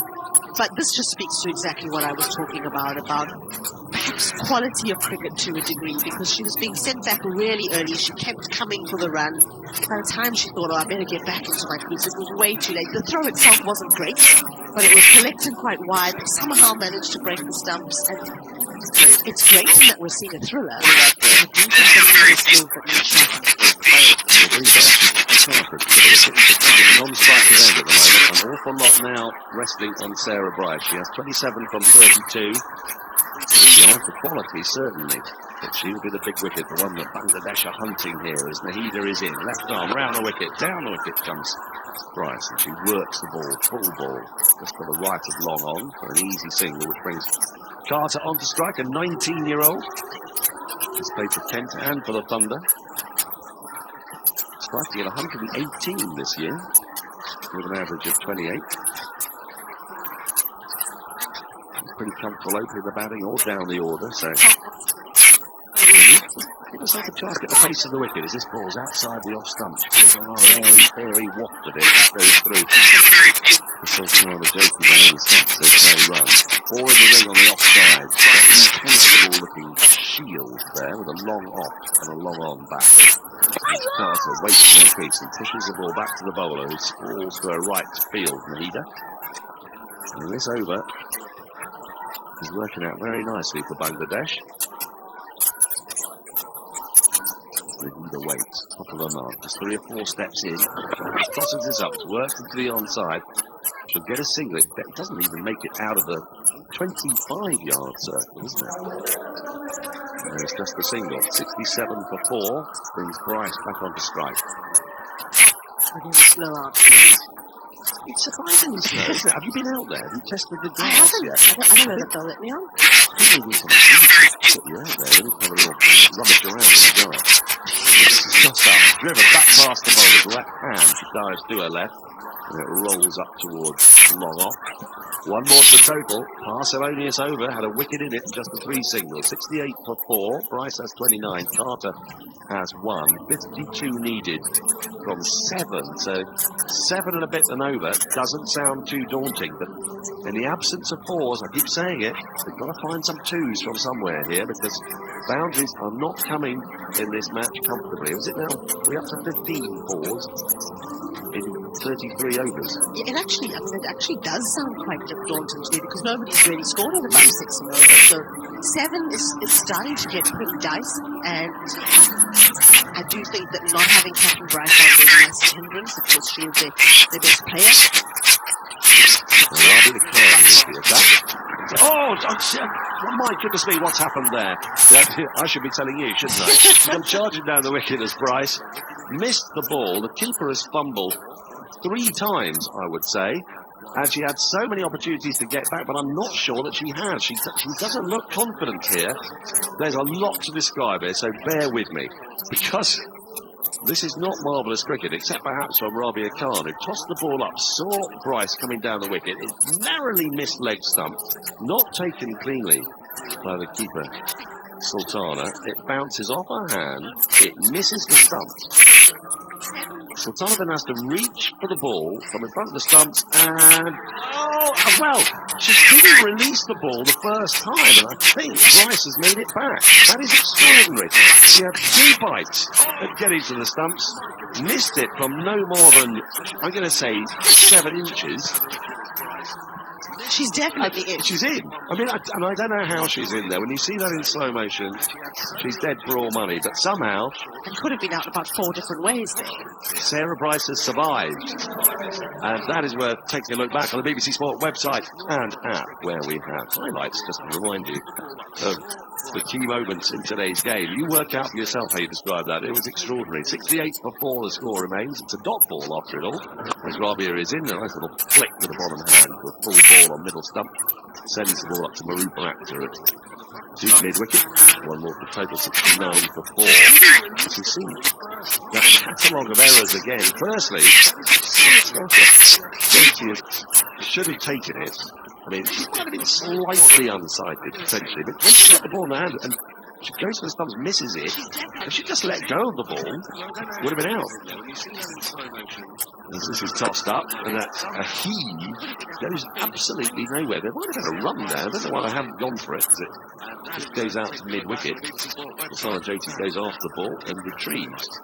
So there's something that Rabia Khan is doing here that is utterly baffling both Bryce and Carter. Which we thought might be the case. We thought that they might find it difficult to play with Bangladesh teams, especially on the surface. Rabia in shorter, flatter, and just pushed to cover point. There is no run. The pressure now building, a required rate up above 8. 69 for 4, 51 more needed to win. That victory target 120. Carter not got going yet. He has 1 from 5. Stoops down over the battling, raises it high above her shoulders, and works this ball up towards long on. The run is on. They get it comfortably. 70 for 4. 1 ball left of the 14. Now, a lot of singles. Not many 4s, not many 2s. No 6s. No 6s. It's a big old outfield, isn't it? It's huge. Big boundary here. Last ball of the over. Rabia in. Bryce gives herself some room, pushes into the offside, but only picks up short extra cover, just 2 off the over, 2 singles. Sarah Bryce also getting a life there. She could have stumped in any one of 3 or 4 different ways. For those winners are essentially break, she's going to try to digest that, work out how to describe it in her match report. Good luck with that. 70 for 4, 14 overs gone. Tash Farron will come and join us to take us through to the end of the game. And that was quite unusual, I'd say. Yeah, she's definitely baffling those batters, and Jyoti, the Bangladesh skipper, should be disappointed to miss that stumping opportunity, as you said, Dan, about 3 times.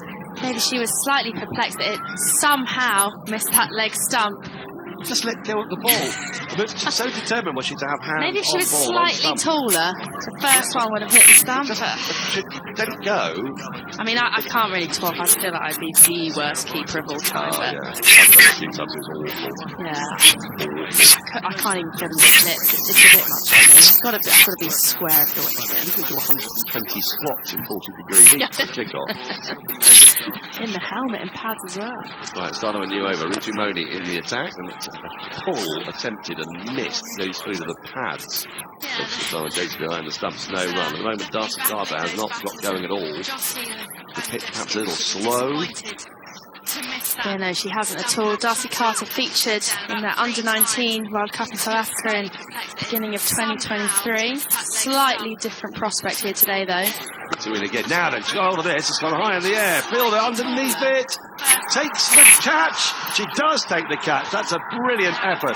Absolutely fabulous work from Fahima Khatun. Out on the wide, long on boundary. It was in the air for a long time. It was almost our first six of the day, but a delighted Fahima charges in, punches the air with glee. She's got Carter for two.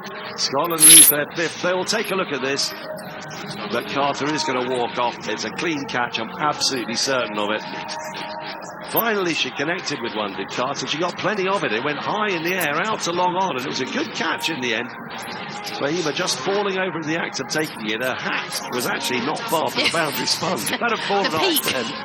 Oh, that could have been awkward. Oh, and what a celebration. What is that? Well, she's kind of pulled out the sort of two-step dance moves there. But I think why Darcy Carter just stood there for a second was because Fielder was so close to the boundary rope. But actually, in her celebration, she almost signalled a six. But it wasn't. She wasn't signalling a six. She was just giving it the double wicket with both index fingers raised in the air. So Darcy Carter thought that she was signalling that she'd actually touched the rope and it had gone for six, but actually it was a good catch in the end, just able to keep that ball and the peak of her cap away from that boundary rope. And another good wicket for Bangladesh, and the Scottish batters, they keep coming out. They're not able to stick in there with Sarah Bryce. She's already had a life, but you just feel if you can just get a little 20 partnership going, and the pendulum will swing back into the Scottish corner. Well, they're trying to get Sarah Bryce on the strike. She's been there from the very beginning. She's faced 37 balls. They're going to do a quick bit of maths here. 86 balls. They've got to have half the strike. And they've got to find a way of getting her back on strike. Lorna Jack Brown's a new batter, 31-year-old. The boundary percentage is 13% this time of year. They need a little bit of that. There's a thick edge, goes down a short third. Can't beat the fielder if there's no run. Yeah, and you just feel that there's quite a lot of nerves kicking about in that Scottish lineup. You can kind of tell that with some dodgy running. Lorna Jack, she just edges one straight to short third inside the ring. She just charges off, but Sarah Bryce sends her back into the crease because there was definitely no run there. Here comes Ritumoni once more. This is driven into the offside. They've gone through for the quick single. Shilas does misses. If it had hit, Jack would have been out by a mile. But at this stage, they've got to take those risks. 71 for 5. The rate is getting up towards 10 and over. Still 49 needed from 32 balls. Bryce, though, is on strike. Just take a look at the replay of that. It was driven to short extra, and actually a lot of stumps to aim at. And it wasn't far away either. Here's Bryce back on strike. Gives herself some room and strapples past the right hand of the bowler. And they'll get an easy single.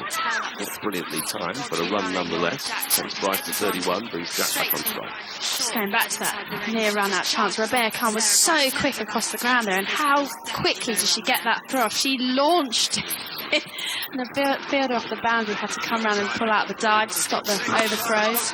Jack cuts at the last ball of the over, misses, goes through to the keeper. Bale's taken off, no run. 5 overs to go, 48 needed. It's getting tricky for Scotland. Bangladesh look well on top here and look like they might be registering a win in the opening game of this year's T20 Women's World Cup. Jack has one, Bryce 31, more from you, Tash, and then to take you through to the end of the match. It'll be Henry Moran. Yeah, that run rate, required run rate now up to 9.6. They need 9.6 runs per every 6 balls. So it's looking ominous for the Scotland team at the moment. But their one saving grace is that Sarah Bryce, who's found it tricky out there. She's 31 off 38, but she is still there, and she's had a brilliant English domestic season. Got to that 100 final with the Welsh Fire, unable to help them get over the line, but she's been in great form. So Scotland will feel, as long as they have the experience of Sarah Bryce out there, they just need a little bit of help from their batters who keep coming in and keep falling away. Well, they've got to find some way of getting closer to this target. They're currently projected to do so. The required rate, close to 10 and over. It's getting the squeeze here. Bryce needs a big over. Is it going to come from the bowling of Fahma Khartoum, the experienced campaigner? 1 for 15 from her 3 overs thus far. Sarah Bryce then, 31 from 38, and Scotland are 72 for 5. Coming forward is Bryce, clipping the ball down the ground for 1. But it'll only be the 1. The heater actor fields down below us. I definitely feel that Bangladesh have outfielded Scotland so far in the second innings. They've been quick across the ground. They've got their angles right. They're making sure that they're off this really long boundary square of the wicket. They're leaving that mid-wicket region open, just trying to tempt the Scottish batters to take 2, but they're long on and their mid-wicket are off the rope trying to stop those 2s. Tossed up, a lot of air. It's whipped away out towards the square leg boundary where Marufa will field, and there's a bit of a freebie missed out upon. I'd fancy that from Jack. She'll be annoyed she's not put that away to the ropes. Instead it is going to be 2. 45 needed from 28. It's still warm out there. A big fuel truck going up and down the highway. One thing they're not short of in this part of the world. The roads here are an experience. Yeah, I'm happy that you're having to drive the hire car, Henry. That's all I've got to say. You're doing a sterling job. You're very kind. A couple of close calls. Here comes Fahima Khartoum. This is a cry of catch. Oh, it's just dropping short of extra cover. Wasn't far from Ritamoni, driven with gusto. 1 run taken. 4 from the over so far.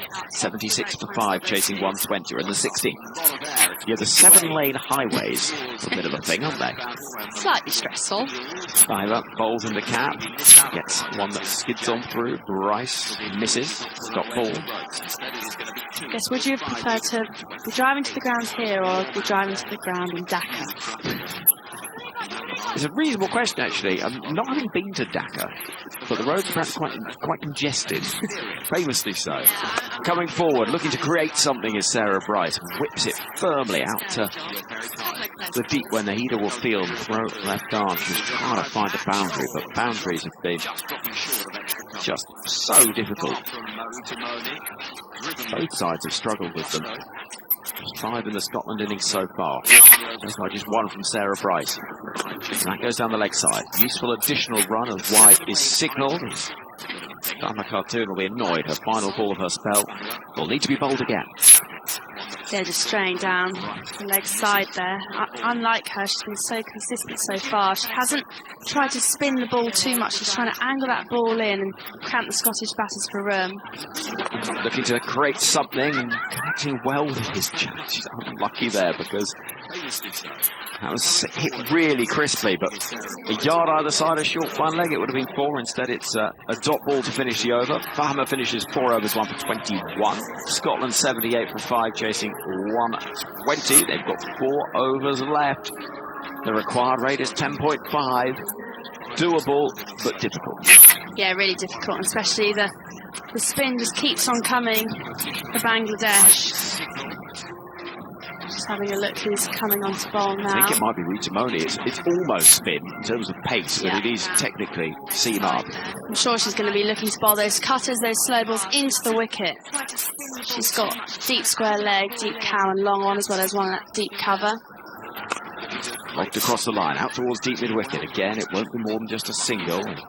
Some more good work. This time it's Shauna Actor out there in the deep, and they've been, I think you're right, they have outfielded Scotland here. Yeah, I think that will be a really good feature of this Women's World Cup, to see each couple of years when we see these World Cups, whether it be at ODI or T20, how quickly the teams have progressed, especially in the fielding side and fitness as well. Ritamoni bowls, mistimed into the pads by the right-handed Lorna Jack. Looks annoyed with herself. Wearing the Scotland uniform that we got to know in the men's team, playing in the T20 World Cup earlier this year in the West Indies. With a mixture of pink and blue. quite fun. In comes T20. 4 balls left of her spell. Down the track and hit firmly out towards long on. Bouncing just short of Fahima Khartoum. Has been a really good fielder today. 1 run taken. 80 for 5. 40 away from the target. Yeah, she has. It was almost, as a fielder, you have to judge whether it's worth going for the catch and potentially leaking a couple of runs. With Scotland needing almost 10 and over, she decided to give them the 1 there.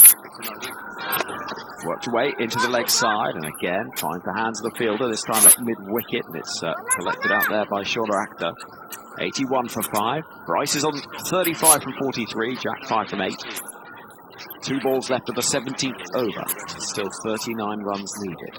Required rate is up to 11.7. They almost need 2 runs a ball. I don't see where they're coming from at the moment. Appeal for LBW. Quite an enthusiastic one. I don't think it would go over the top. And so there is the prospect that they'll go upstairs and have a little look at this. And you got Sultana Jyoti is the captain and is going to make the T symbol to say, can we go upstairs and join Sue Redfern? So we're going to have a little look at this. She come too far down the track to overturn it. Yeah, she did dance down the wicket there, but it's T20 and the seamers today, throughout the day, haven't actually, spinners have found more bounce than the seamers, and she's of short stature, so I don't know if it could be slightly high just because Lorna Jack was able to get down the wicket, but it's not a bad call from Bangladesh with not much time to go in the second innings. Well, my first instinct is probably it might be sliding down the leg side. Yeah, you can see off stump and middle stump, and it's got a long way to go to reach those stumps as well. Sue Redfern's the TV umpire. We can't hear her deliberation, but we can see on our monitors that she's staring intently at ultra edge, which has got a flat line on it, so it's not going to be that is going to save Lorna Jack. Instead, it's going to have to be that the ball is missing the stumps or umpire's call. Either way, this has been an over with 3 from it so far, but you don't sense it's going to be the over that Scotland needed, unless something quite dramatic happens in the final 3 overs. I can't see how they're going to win this game. Got to find a way. 81 for 5 at the moment. The decision reviewed. Still we wait for ball traffic. Yeah, and this is the frustrating thing about cricket sometimes. Just you want T20 to be fast-paced, but sometimes you have to wait for the technology. That's what we're having to do here with Sue Redfern. Here we go. Yeah, that's surely missing. Impact in line and wicket missing. It's probably... If you had another set of stumps on the leg side, would have clipped leg stump. Yeah, absolutely. I don't mind that from Bangladesh. They were chancing their luck there, trying to see if they could get Scotland 6 wickets down, and they'd really be down and out by then. Lorna Jack probably the last of the Scottish out-and-out batters, but yeah, just going down leg, and she's still there, but with a lot to do with Sarah Bryce at the crease. 39 needed from 19 balls. Not out. Just 3 from this 17th over so far. Jack on strike. T20 in and bowling, pushed into the offside, probably just for a single. And it will just be the 1 run. In fact, there's a fumble. Will they think of a second? They won't. That's probably right. 38 needed then for the final 3 overs. The required rate at this stage of the innings, if you're not keeping up with it, does leap rather quickly and alarmingly. 12.3 is a requirement in an innings that they've been going at 4.8 Scotland. Here comes somebody with an ice pack and a new pair of gloves for Sarah Bryce. I mean, I imagine the message won't be, we might need to get on with this. But I'm sure there is a message. I'm pretty sure it's very clear cut on what Sarah Bryce and Lorna Jack need to do. They're just taking a bit of time out. They know that they're going to have to find the boundary at least a couple of times per over, with a couple of 2s in there as well. So they're just making sure they're in the best possible place to do so. But it's looking pretty ominous for Scotland, and Bangladesh have been brilliant in the field today. They've backed up their bowlers. They bowled pretty straight, nothing too fancy, just kept the stumps in play, and then their fielders have been brilliant off the rope as well. 82 for 5, the required rate 12.67. We're going to see Rabia Khan bowling her 4th and final over with Jack on strike 6 from 10. Here's a chance. Be a hero. behind the boundary a couple of times. Do something to put the pressure on Bangladesh. Yeah, and as a bowler, if you get hit for it's going to have to find the boundary early on in this over, because that's the only way that you're going to put off Rabea Khan's line and length. She's bowled beautifully today so far. Rabia bowls. This is chipped down the ground. It's going to drop well short of the field and a heater down below us. They'll turn for a second. I wouldn't. Just a 1 run. So Bryce on strike. I would say at this point the Bryce is right, probably, in this situation. You've been wanting to get that out all day. You've been planning that for 2 days, Henry. Whipped across the line, out to deep mid-wicket. Probably just a 1 run. They'll turn for a second. I think they've got to at this point, yeah. Put pressure on. They do get back for 2 comfortable runs. So Bryce moves to 37, 85 for 5, chasing 120. Yeah, good running there, but it just looks virtually impossible to get a boundary to this leg side. It's jam-packed with fielders on the boundary. Could she potentially try and get it through that offside there, all up in the ring? Could she get the reverse sweep out potentially? Such a slow outfield. You have to hit it really well. Khan moving in again. Forward, cries of catch as it goes towards long on. It'll drop short of the fielder again. Bryce will run through for 1. Good throw that, right on top of the stumps. 4 from the over so far. The required rate now to 13.1. 34 needed.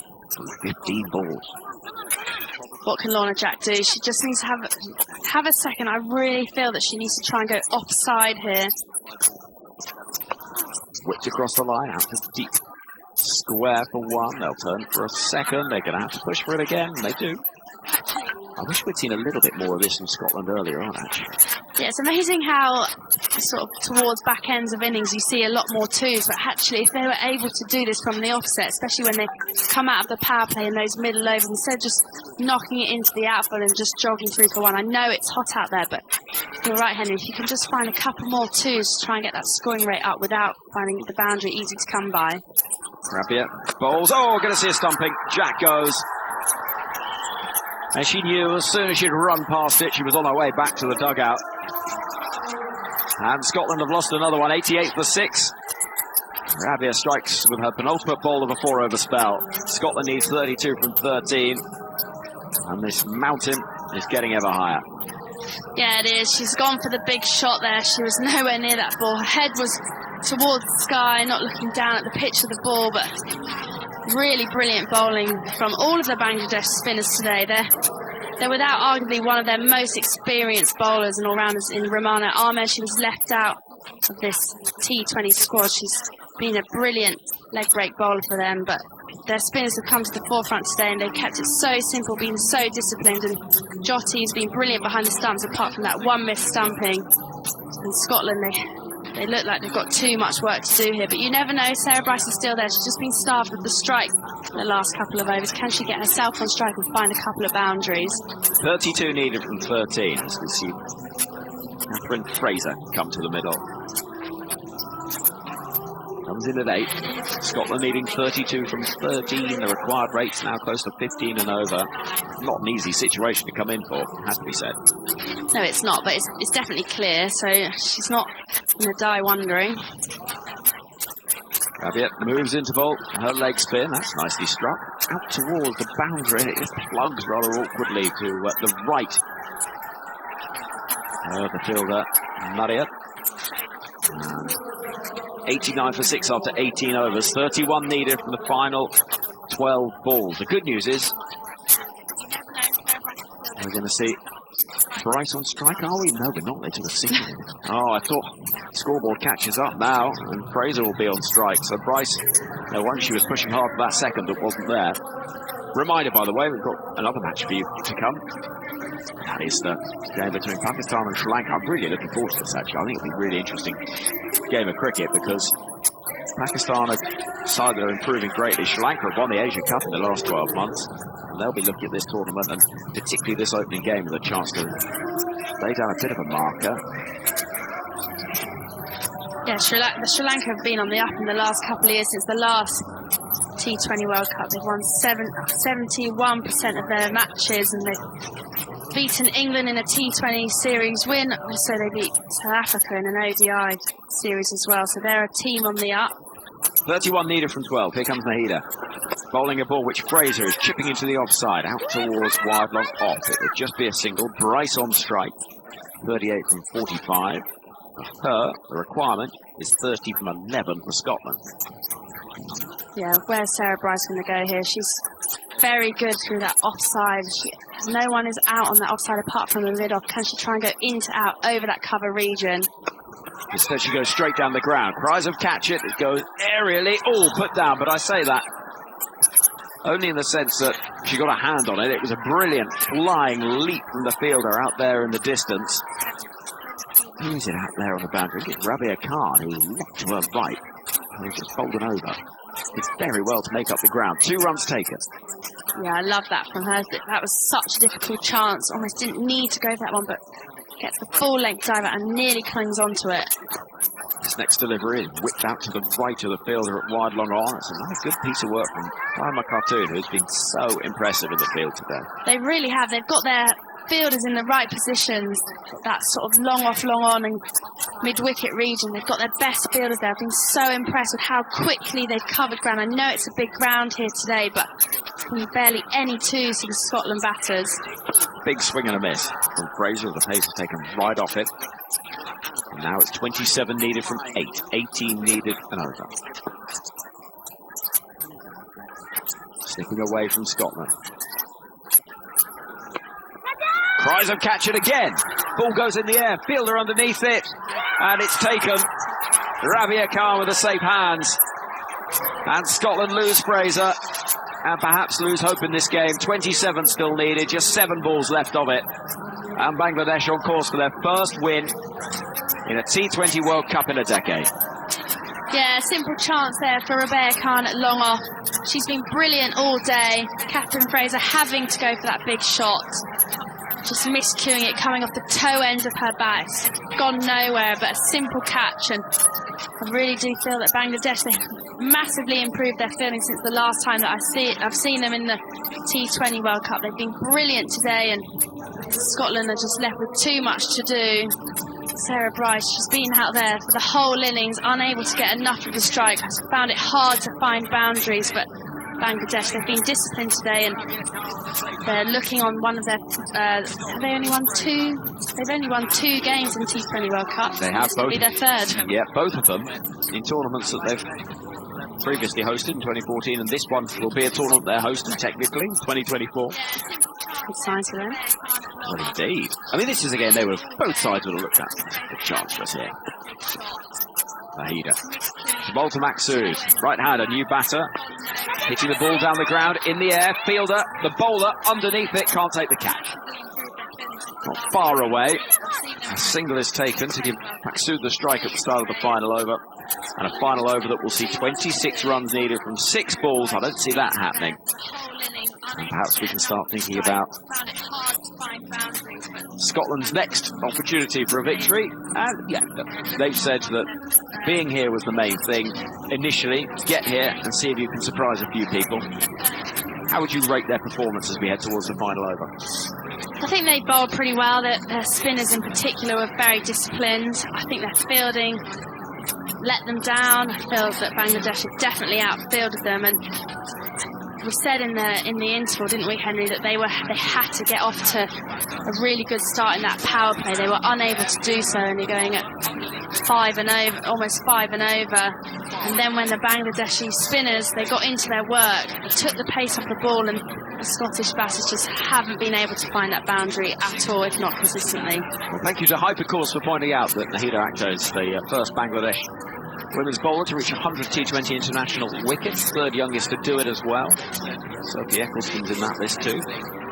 24 years old, 100 T20 international wickets is a good effort. And we're going to see Marufa Akhtar bowling the final over of the game, with Scotland 94 for 7, needing 26 from 6. Bryce, who's been out there the whole game, will be feeling it. Yeah, she will. She's 41 or 47, so she would have needed to have a higher strike rate to get her team over the line, but she just needed a little bit of support from someone in that middle order and wasn't able to get that. Well, Marufa then.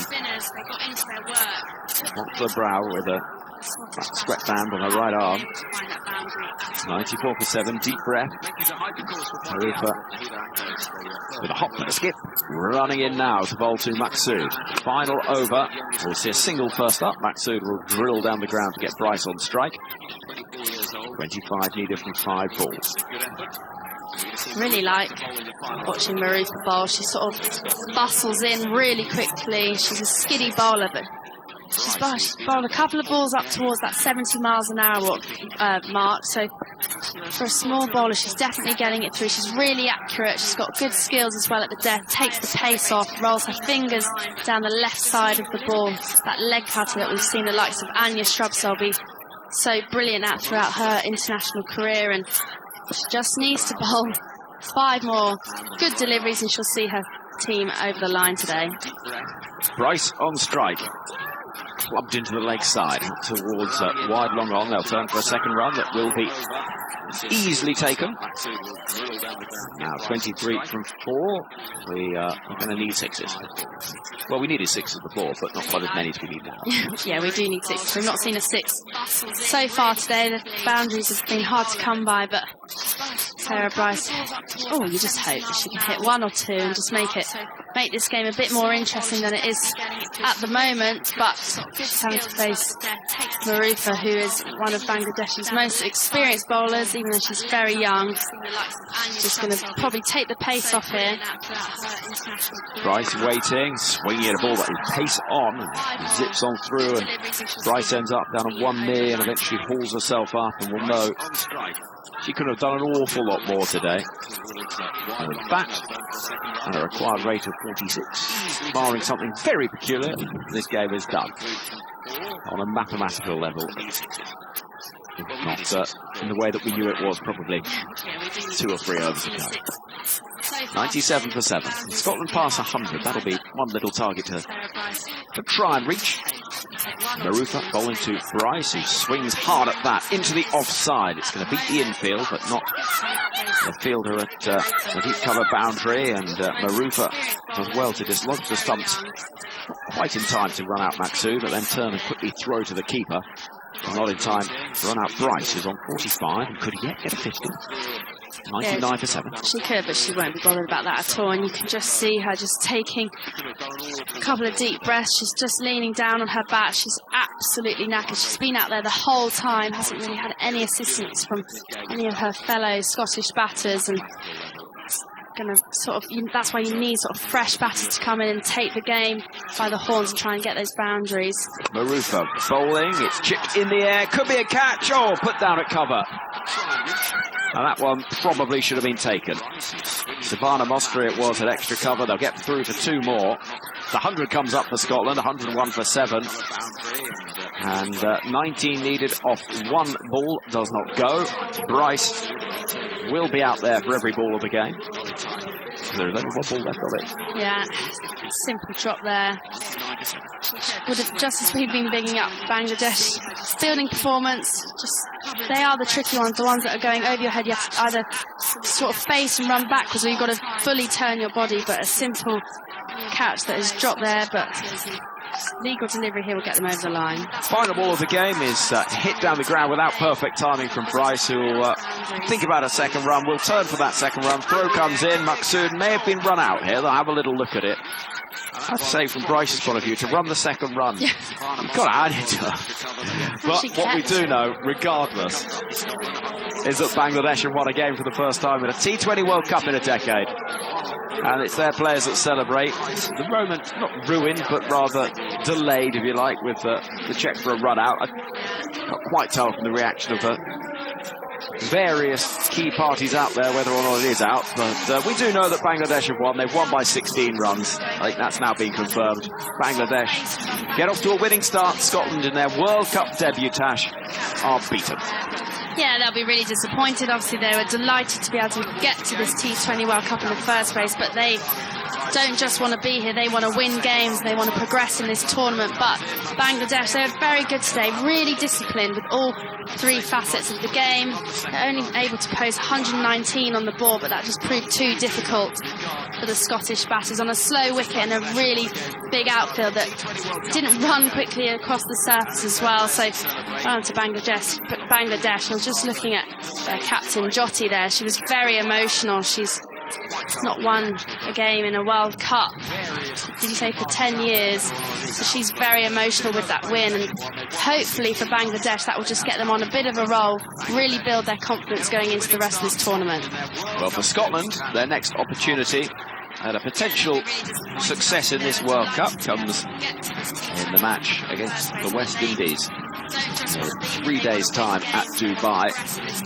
Sarah Bryce is getting a hug and a embrace from teammates down below, and the physio immediately ran out actually with hydration and just a little check to make sure that she was okay, because it is hard to overstate how hot it is, and it's not just dry heat, it is a little bit humidity as well. It's brutal conditions actually. Yeah, that'll be absolute. And Sarah Bryce, she has to keep, obviously, in that first innings, she's the wicket-keeper batter for Scotland. So she's been in action every single ball of the game, and she'll be knackered, she'll be gutted as well, not to be able to get Scotland their first win at a T20 World Cup. But delight for the Bangladesh girls. They're absolutely buzzing with that win. I love watching them play cricket. Their wicket celebrations are second to none, aren't they? They celebrate every wicket like it's their last. So they played really well, and that's going to be who England are going to have to face in their first game. And Bangladesh, they were so disciplined with the ball. I think they could cause a few problems in this World Cup. Well, indeed. And they'll be filled with confidence, Bangladesh, having won that game. Bryce unbeaten at the end, 49 from 52. Didn't she play well? Catherine Bryce made 11 at a runner ball, Lister 11 from 12, but those were the only three to make it into double figures. No one could go on, and boundaries were so hard to come by. We saw that was certainly the case in the first innings, but if you look at the fact that just 5 were scored across all of Scotland's innings, only one player with a contribution in double figures managed a strike rate of 100, and that was Catherine Bryce, who made a encouraging start with a couple of boundaries, but couldn't go on. And in the end, they scored 103 for 7, and 17 runs short of their target, which will be frustration, a real disappointment. There's no doubt about that. They would have looked at this game, Scotland, and thought, well, perhaps here's an opportunity. Here's a chance we could maybe get something from this, but they've been unable to do so. And in the end, there were some contributions from Bangladesh. Mostry's 36, Safi's 29, but just gave Bangladesh enough runs. Halfway stage, we felt it was maybe around enough, and in the end, they do get over the line. Yeah, we said that 120 mark would be minimum, and that's what they were able to post, 119, but just proved too difficult for Scotland today. But I was so impressed with how Bangladesh went about that second innings. Their bowlers, their spinners, without Rumana Ahmed, she was left out of this Bangladesh side, and arguably their best sort of bowler and all-rounder that they've had for Bangladesh for a long time. But the rest of the spinners, they stood up to the plate, they kept the stumps in play, and they were backed up in the field as well. Well, we're waiting for the post-match presentations, which we will hear from the Scotland camp, so we get a little bit of reaction from them before we see feel flooded with the next couple of teams. We're less than an hour away from the next match, which is Sri Lanka against Pakistan. And in fact, there are Pakistan. They're eager. They've already started their warm-up. Surely you don't have to warm up for a full hour in this heat, do you? They're out there, they're ready to go. Sri Lanka a bit more relaxed. They're just sort of entering on the ground, just getting themselves set up in their dugout. See, Kasnaidu and Mel Jones are down there for the post-match presentation. Catherine Bryce, the Scotland captain, hands on the hips, just taking in what has been a frustrating day. They've played well at times, Scotland, but not quite well enough to get over the line. And that will be something that they can learn from, and they will learn from, make no mistake about it, because you haven't got time not to learn some pretty harsh lessons in World Cup cricket, particularly a tournament as quick and as congested as this one. But 15 boundaries in the match is not necessarily as quick scoring as we thought it might be today. No, and I just feel that could the boundaries have potentially been brought in a little bit. We we did think that the pitches might be a little slow, especially as we go on to this tournament, and now having seen the outfield, that's also quite slow as well. Could we potentially have smaller boundaries? I don't think you can chop and change between boundary sizes now as we go deeper into the tournament, but we still got a lot of power to see. We've got the likes of Australia, West Indies and England and South Africa to play as well in the next couple of days, and we're about to see one of the most powerful batters in Chamari Atapatu in this second game of this first day of the T20 World Cup, so hopefully we'll see a few more boundaries in this second game today.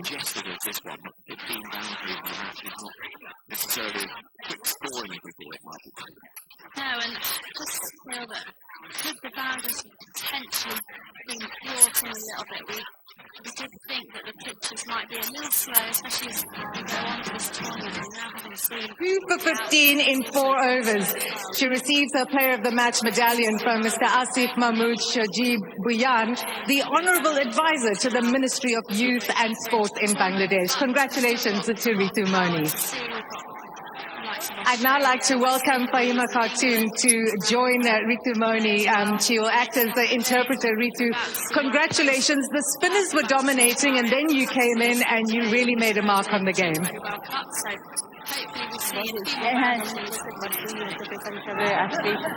Actually, এটা হচ্ছে slow wicket, তো আমি try করছি pace variation করার, so আমি success হয়েছে, এটাতেই আমি আনন্দিত।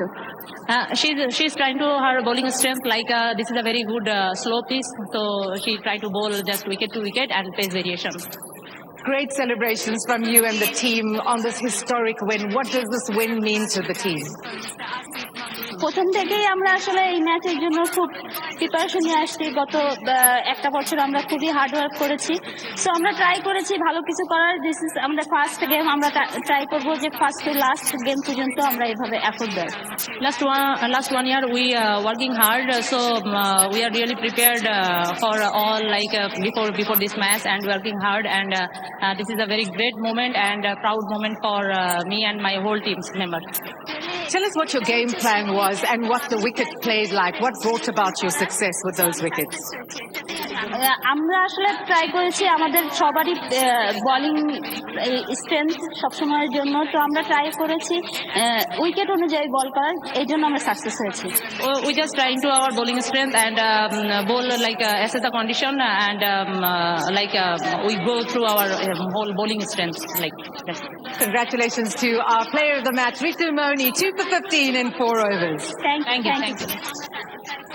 Ritu Moni, player of the match then, so that has been confirmed. We'll hear from both captains shortly. Down there on the boundary edge, you see the Sri Lankan side now appearing as well. They're going through their warm-ups. Just to talk you through what we've seen in this game. Well, Bangladesh won the toss. They elected to have a bat first. 119 for 7 they scored from 20 overs. 3 wickets, by the way, for Hawley. 1 apiece for Bryce. For Catherine Bharati, Bell and Fraser. And then in response, it was Sarah Bryce's 49 not out that was by far and away the standout performance with the bat for Scotland, but it was not enough in the end. They fell short by 17 runs of their target of 120. 103 for 7 was their total. We will in a moment be bringing you the views of the captains, but let me tell you some exciting news we've had in the last few minutes here for listeners on Test Match Special, and that is that we have got rights confirmed for the Pakistan versus England Test Series starting on Monday. That is next Monday coming, so Monday 7th of October. 3 tests, 7th start dates of the 7th, 15th and 24th of October. And our commentary team, it's familiar voices as well, those you've known and enjoyed listening to all summer, the likes of Jonathan Agnew, Simon Mann, Stephen Finn, Alex Hartley, Andy Zoltzman, Atif Nawaz, and Ramiz Raja as well. So we're bringing you all that from next Monday, ball by ball commentary, every ball of those 3 test matches.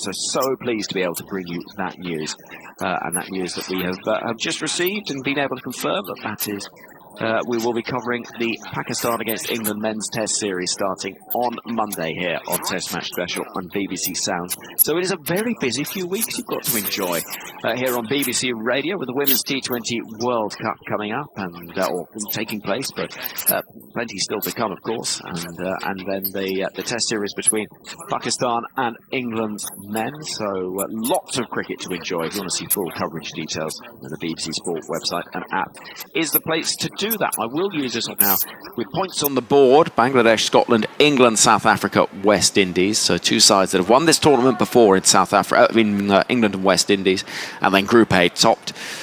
In terms of alphabetically, and you'd sense potentially come the end of it as well by Australia, India, New Zealand, Pakistan and Sri Lanka. So our first match from Group A is to come. On the board, Bangladesh, Scotland, England, South Africa, West Indies. So two sides that have won this tournament before in England and West Indies, and then Group A topped. New Zealand and India. In terms of alphabetically, and you'd sense potentially come the end of it as well by Australia, India, New Zealand, Pakistan and Sri Lanka. So our first match. A tournament, I think, that has Bangladesh, Scotland, England, South Africa, West Indies. So two sides that have won this tournament before in England and West Indies, and then Group A topped. In terms of alphabetically, and you'd sense potentially come the end of it as well by Australia, India, New Zealand, Pakistan and Sri Lanka. So our first match. Bangladesh, Scotland, England, South Africa, West Indies. So two sides that have won this tournament before in England and West Indies, and then Group A topped. In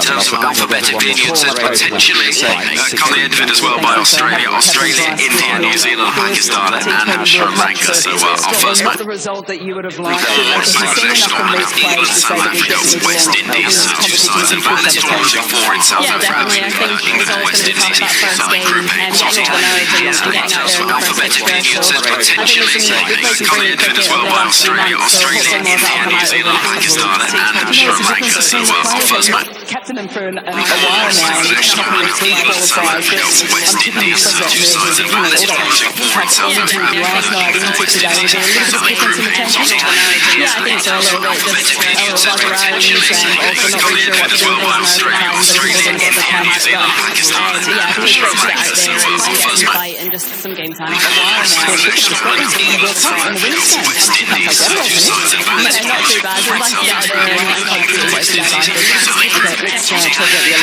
terms of alphabetically, and you'd sense potentially come the end of it as well by Australia, India, New Zealand, Pakistan and Sri Lanka. Yeah, I think there was just little bits in the field that were a bit sloppy, probably a couple of misfields and overthrows here and there that in a tight game where it's pretty tricky to find a boundary, those are little things that can cost you in the end. And when you look at the bowls as well, strikers went off, and is that nice? That's your ball and have those 3 overs and pretty handy bits to do. Yeah, probably planned for Slats to come back in there, but Saskia was really ready for that, and I think she's got a lot of skills under her belt and really calm under pressure, so she was just ready to take that on. Wonderful to see so many fans come out from Scotland as well. All this, hope everyone recovers very, very speedily for the next match against England. Thank you very much. Cheers. Nice coming to Mel Jones. Niga Sultanit Jyoti comes in with the biggest smile on her face almost. The drought is broken. You've won your first match since 2019 in 3 T20 World Cup. First match outside of Bangladesh. And your first match is Pakistan. You must be over the moon. Yeah, we have been waiting for this moment for a long time, almost 10 years. So the thing is, we're coming here and getting in our mind that this is the time, this is the moment we're going to get our first win.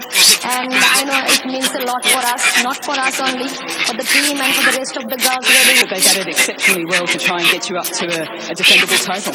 Yeah, this is the kind of a wicket we need to be settled on, and I think initially it was not very easy to bat, and I think Shati, Subhan is hanging there and trying to build up a partnership. It was very crucial for us, and a few back-to-back wickets over there, but still we are there, but and the circumstance was not actually in our hand, and it was pretty hot, but still when we ran too much, and it is a very new wicket, but still we had a good total, and we keep believing ourselves like this kind of a wicket. Maybe we have a very good spin bowling attack, and Marufa doing very well. So far, yeah, we are very confident about it.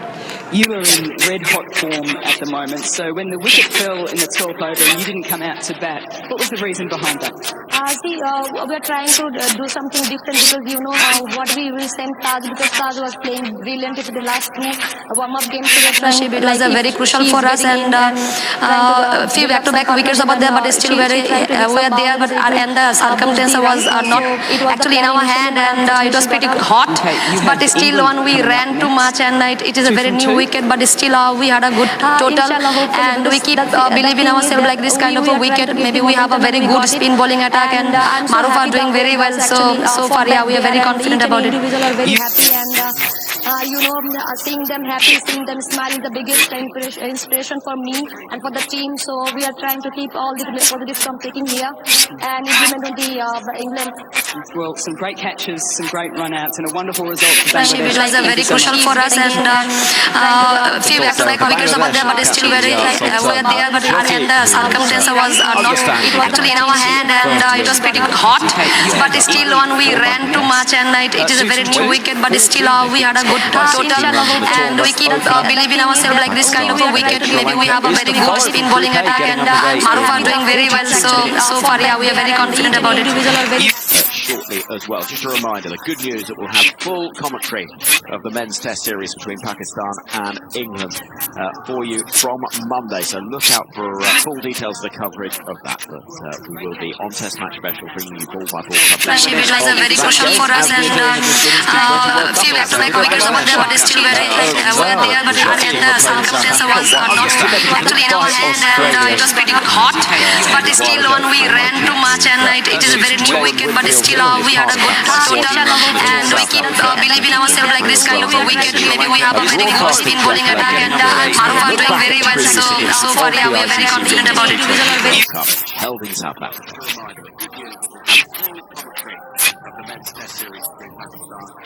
Well, hello and welcome to a special TMS podcast looking back at the 2023 ICC Women's T20 World Cup. It was very crucial for us, and a few back-to-back wickets over there, but still we were there, and the circumstance was not actually in our hand, and it was pretty hot, but still we ran too much, and it is a very new wicket, but still we had a good total, and we keep believing ourselves like this kind of a wicket. Maybe we have a very good spin bowling attack, and Maruf are doing very well, so far, yeah, we are very confident about it. Jeff Lemon, who has seen more of these World Cups over the years than most, and also a member of England's squad from that tournament, Lauren Winfield-Hill, a World Cup winner as well in 2017. So, first of all, Lauren, It was very crucial for us, and a few back-to-back wickets over there, but still we were there, and the circumstance was not actually in our hand, and it was pretty hot, but still we ran too much, and it is a very new wicket, but still we had a good total, and we keep believing ourselves like this kind of a wicket. Maybe we have a very good spin bowling attack, and Maruf are doing very well, so far, yeah, we are very confident about it. The South African girls obviously in the final there. Jeff, as competitions go, there was the benchmark almost set by the previous edition because of what happened at the MCG and that extraordinary night with Katy Perry, Australia winning the trophy. And the challenge was always going to be how would South Africa be able to, as a team, follow that. But as Lauren says, an incredible final season in South Africa, a sold-out view, the emotion of the match on, and all of these things coming together. It was a very special tournament.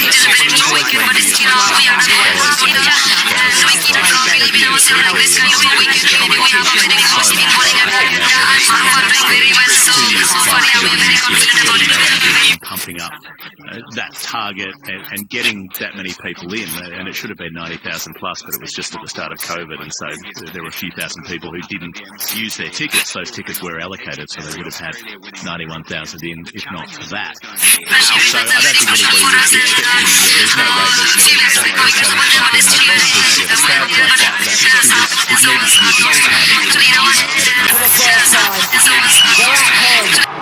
And they've done it. And it was a huge breakthrough given that South African teams, men's and women's, have had so much heartbreak at World Cup semi-finals. That was pushing past that barrier and saying, well, we're going to take it up. And they've done And they did. And it was a huge breakthrough given that South African teams, men's and women's, have had so much heartbreak at World Cup semi-finals. That was... The England squad headed out there with the two groups and they've done it. And it was a huge breakthrough given that South African teams, men's and women's, have had so much heartbreak at World Cup semi-finals. That was... Wouldn't remember about and it was a huge breakthrough given that South African teams, men's and women's, have had so much heartbreak at World Cup semi-finals. That was... in those sorts of competitions. I feel like you lose yourself into the competition, but you're right in the business end. South African teams, Time as well. so much heartbreak at World Cup semi-finals. That was... Turning up for one of the games. We had the RPA, the first auction of the RPA, and then it was a huge breakthrough given that South African teams, from next door. So that was a very unusual situation. Unusual thing to do as well as the deciding that you want to know whether you want to some of the teams that you play early on in those group stages. So it's not necessarily just about the result, it's about trying to implement the brand of people that you can play and be dominant and take the game on and be really aggressive. And we talk about it so often that we seem to be completely important to power play and being dominant. It felt like we were really building towards something on Africa, but all credit to South Africa in that semi-final. They turned up and it was a really special occasion. We had lots of sports guys that were getting behind the local South African girls and were coming to the ground and things like that. And they probably played their perfect game, really, in that semi-final. And we simply didn't. It was actually, for South Africa, the surprises were probably the contributions from the names that you didn't expect quite so much. We saw Brits back really well against them. When it's been smashed through the offside, Katz is after it, Todd's 5 on Brits. 4 more.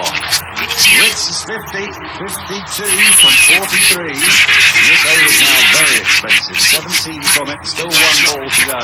So it was players like that where you always talk about, Zan Caps, Laura Wolfarts, they're high-class players that play all around the world.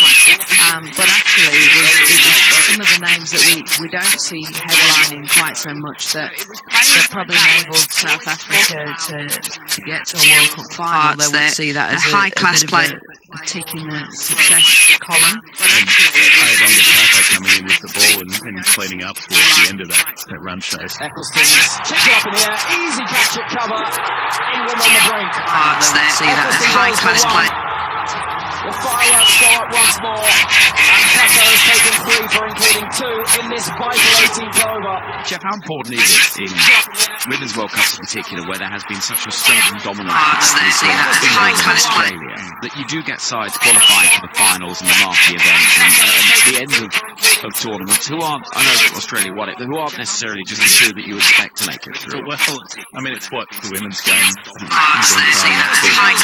for years, because the development funding hasn't been there. We have seen things start to shift a little bit in the last few years. There are a few more countries putting a bit more focus on those programs that's allowing some people to go on a really good run in the last 12 months, for instance, which you wouldn't necessarily have expected 5 or 6 years ago. And South Africa were threatening to be that team for a while. They were so good in the 2017 World Cup, here in England. You expected that team to level up, and then, like I said, there was a point where suddenly, Dana van Niekerk wasn't there. They were losing top line players and didn't seem to have replacements. And were losing series that they shouldn't be losing, and then somehow managed to put it together for this World Cup. So it was hugely exciting to see them make that final, even if they were running into a pretty ruthless Australian side. I'm speaking to Chamari Pato just during the 100 actually, and he spoke about it's probably been a 2 or 3 year investment in domestic cricket in Sri Lanka, and then the amount of contracted players that they have at international level. And you see it from a point of investment for the other countries to be up there running with the heavyweights. It is simply money in, money out, and the teams like Sri Lanka from the outside looking in, oh my goodness, they've gone great the last 12 months. What's happened? What's changed? What's happened and what's changed is that they've invested in their country in a cricket program. You know, they're on camp in Colombo, and they've got a pool of players, and they've got players, you know, at under 19s level or domestic level where they are training more frequently, and the game is more professional. So it's no surprise if you know the backstory that you're now seeing it come to light. Well, let's go through the group stage just briefly before focusing on the semi-finals. As I say, England and India qualifying from Group 2, with West Indies, Pakistan and Ireland failing to progress. In Group 1, Australia topped the group 4 from 4, and then South Africa qualified on net run rate ahead of New Zealand and then Sri Lanka, all on 4 points. Bangladesh finished the tournament without a win, bottom of Group 1. So the semi-final lineup featured Australia against India and South Africa against England. Now let's focus, Jeff, on Australia against India, because Australia 172 for 4, having won the toss, elected to bat first. India were cruising in their run chase. They ended up finishing 5 runs shy of Australia's total. Harmanpreet Kaur's bat. Talk me through it. Yeah, it's the moment of the tournament, really. She's coming back for a second run, isn't she? And she's just a little bit complacent. She's just cruising. She just turns to look at the ball a bit. She just casually reaches out to pop the bat in, and it hits the ground just in front of the popping crease and gets stuck. Wait a minute. The throw's come in on the bounce, and I don't think Harmanpreet has put her bat down here. Oh, she's out. Oh, what's she done here? She's thrown her bat on the floor. She's taken her helmet off. It's a great She said her throw. bat got stuck. And her foot's in the out. She's out. What an enormous moment in this match. Look, and she's flung her bat away. She can't believe what's happened to her. She'd had a good partnership with Jemima Rodrigues, who'd been out just before that. So she was batting with Risha Ghosh at the time, who's such an accomplished hitter of the ball as well. The two of them together should have done it easily. Harmanpreet's ticking along nicely. She's reached a half century. Then she's run out. Risha Ghosh is out a matter of minutes later, and somehow India falls short. And there was no way to blame the surface necessarily. It was more a sliding technique issue than something to do with the ground itself. But it felt like it was like the elements rebelling against India. It felt so deeply unfair in a way, and somehow India falls short. And there was no way. Technique and also just the commitment. As Jeff said, it was very casual. You're in a clutch match, and it was very casual. And we've sort of seen that a bit from India, where, you know, the little sort of commitments and small margins are similar in the 2017 50 over World Cup, you know, with Mitali Raj run out where... The one you won in that final. Yeah, where it's just deeply unfair in a way, and somehow India falls short. And there was no way... An unbelievable impact As on Jeff the said, game. it was very casual. You're in a clutch match, and it was very casual. And we've sort of seen that a bit from India, where... From an England squad's point of view, and I will ask you this, and it's a slightly naughty question to ask, but you're hoping India win that game, aren't you? You don't want to face Australia in a final, and you haven't, of course, played your semi-final. Deeply unfair in a way, and somehow India falls short. And there was no way. I think subconsciously, you know. As Jeff said, it was very casual. You're in a clutch match, and it was very casual. And we've sort of seen that a bit from India, where like that in the dressing room, and for us, it was never something that was discussed. Where, you know, you're secretly hoping that India do a job on Australia, but you can't kid yourself. You know that if you play against India,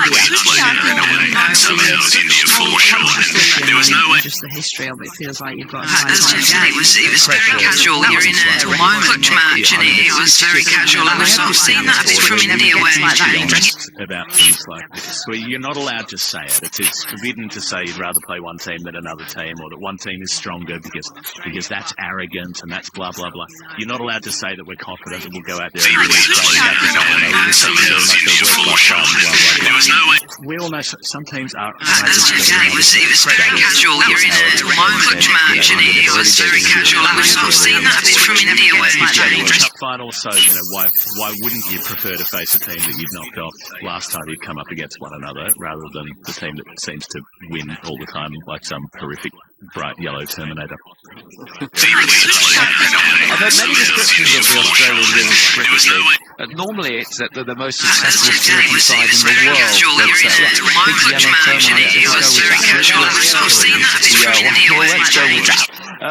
So Australia winning and qualifying for the final. The next day, also at Newlands in Cape Town, beautiful day, sun shining.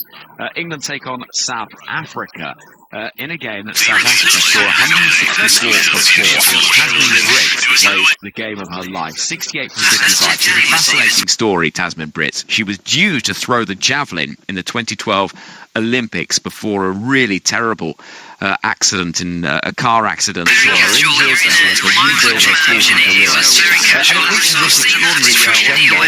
Thus far in her sporting career, where she scores 68 or 55, takes 4 catches as well. South Africa 164 for 4, and England in pursuit. Well, they're cruising, Lauren, 53 without loss early on in the 6th over, and then it all starts going a little right. Pressure, isn't it?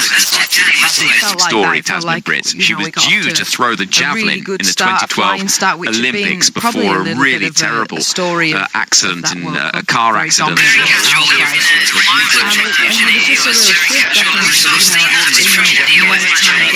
Under pressure, I think Natsiva got out, and it felt like it was a big wicket and a key turning point in the game, and we didn't really throw any punches after that. It felt like the pressure was building, and the game changed very quickly, and we never really managed to get momentum in that sort of Story, Tasmin Britt. She was due to throw the javelin in the 2012 Olympics before a really terrible accident, in a car accident.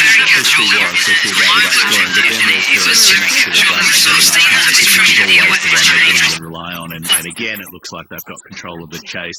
That's to the brunt, and she plays a lovely ramp scoop over the keeper's head into the boundary for 4. Brilliant shot from a brilliant player.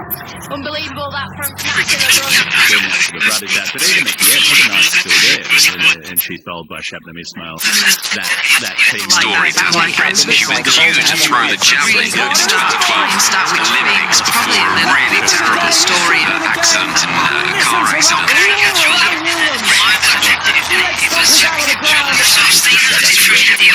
Being able to produce the goods at just the right moments. Yeah, and that was it, wasn't it? It was those little tiny margins. And as an England team watching on, and you see a side struggling, we've all seen games of cricket like that where a run chase seems to be going smoothly, and then suddenly something happens, and then not necessarily panic sets in, but it all starts going right. Story, Tasmin Britt. She was due to throw the javelin in the 2012 Olympics before a really terrible accident, in a car accident.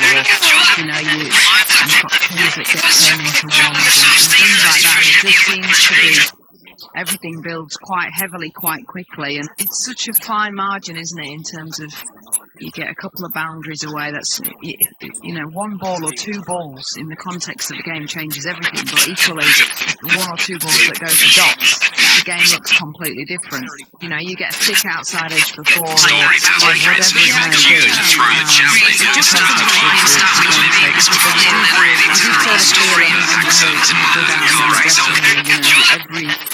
every dot ball feels like just another layer of pressure, and then if you lose a wicket, it almost gets handed over to the next person, and then it's just building and building. It's and add to that the fact that it's a home crowd that are willing you not to get those runs. Yeah, and it was really, really loud. The atmosphere was awesome, and obviously it did feel like they were all over us in terms of just the noise and the energy. It's just one of those things that I guess you just kind of constantly learn. It'll be interesting, I think, especially the England team at the minute, they've done a lot of work mentally on, and we saw it come to life a little bit, in the Ashes, where, okay, how do we manage key pressure moments, and which side do you fall on? Do you go in? You sort of look at it as it's like a bit of a thermometer. You want to almost push too hard and go too hot, rather than go timid and too cold. And I think that's probably been the biggest area of growth. Actually, in those high pressure moments, can we almost push too far, rather than not far enough? Because I think that's, my reflection from obviously being around and being in that semi-final dressing room is actually, you know, we probably didn't throw enough punches. You know, in those sorts of games, I always think if you're chasing a high-pressure game, you want to get the game wrapped up in the 18th or 19th over. Because you know if it goes to the 20th over, you're rolling the dice, and everything's out the window. It could go either way.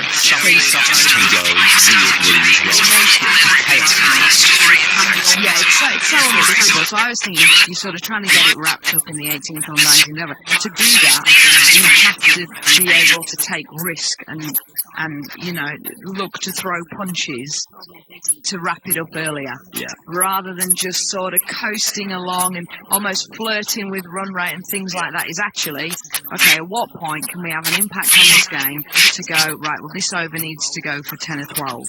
So we make big inroads rather than just letting it sort of loiter close to the required rate, but never really making that real inroad. And make your opponent feel like it's almost impossible for them, even if it does get to that match, but, you know, to take it so far in your favour that you sap their morale, you know, their attitude to taking it honestly. So then we get to the final, and again, another glorious day. Sun shining in Cape Town, and it feels like it's the centre of the sporting world because the ground is absolutely packed full. The grass banks, there is barely room to move. The greatly good, as you say, of South African sport are there. Stuart Police is on site, the rugby union captain, and there is just a little bit of a feeling of memories of 1995 and that Rugby Union World Cup and the success that happened there, and all of those memories, and all of the talk around South Africa is can this side do something almost unthinkable? In the end, Australia do win it by 19 runs, but I want to talk a little bit about the atmosphere and the feeling. You were there that day, Lauren. The game, as it was, Australia 156 for 6, Beth Mooney 74 not out, and despite Laura Woolfart 61, South Africa falling 19 runs short. But it was an extraordinary occasion, and it was just so special. Yeah, it was. I remember Stuart Police was actually sat in the next sort of box along to us and with various sporting legends, and I remember the whole build up to it, and almost I became a fan at that point. You know, you sort of, your role as a player is finished and done, and you just become a sporting cricket fan. And I remember just sort of thinking, like, can they dare to dream? Like, the impact that this would have on this country and these people here in the crowd. Put this up now, because it's just one of those amazing sporting stories, isn't it? You know, the writing was always going to be Australia just got this, haven't they? They're so used to winning everything. They're so used to winning World Cups, but can South Africa dare to dream? And yeah, I mean, it was a fantastic occasion. It was sort of the inevitable happened, and Australia lifted another trophy. The best side in the world, proving once again why they are peerless. An unbelievable group of cricketers who joined together in a cluster of yellow shirts, embracing one another. They call it a business, the business of winning.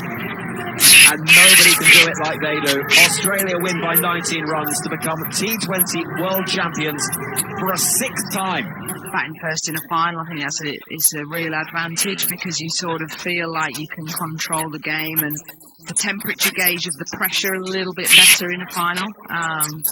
The class of the Aussies, and Meg Lanning, you know, marshalling the troops and managing the bowlers and things like that was a real masterclass as well. And for the last time, that was her last game for Australia. She retired quite a bit later, but took another break after that, and that ends up being her exit from the international game, unless she makes an unexpected comeback in a couple of years' time, which I wouldn't entirely rule out. You couldn't necessarily, but yeah, it felt significant. Sometimes it's annoying and inappropriate when people lump together men's and women's cricket, but in this case it is relevant, because there was an African men's team falling short at World Cups and having never made a Cricket World Cup final, and so this felt like a catharsis for South African cricket more generally, that a South African team had made it into a World Cup final. Of course, the men's team finally did that a couple of months ago in the men's tournament in the Caribbean, but this was the first time that it happened. This did feel to an extent like the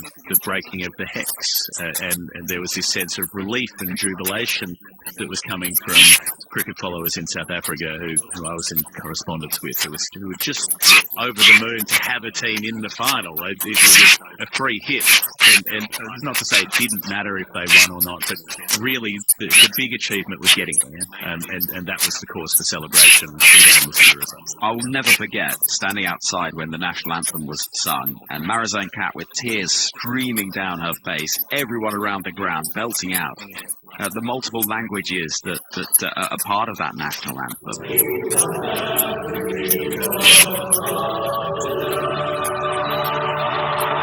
It was one of those moments, and Stephen Finn, the Ashes-winning England fast bowler, says that sometimes if he's got a quiet half an hour, he'll watch national anthems at sporting events on YouTube because he just loves the emotion of it and the power you get. You think of some of the Welsh rugby and New Zealand and everything else. And it's one of those moments which I'll never forget. Look at Lauren, it transcended the actual result on the pitch, and that South Africa getting there had done so much for the women's game in that country.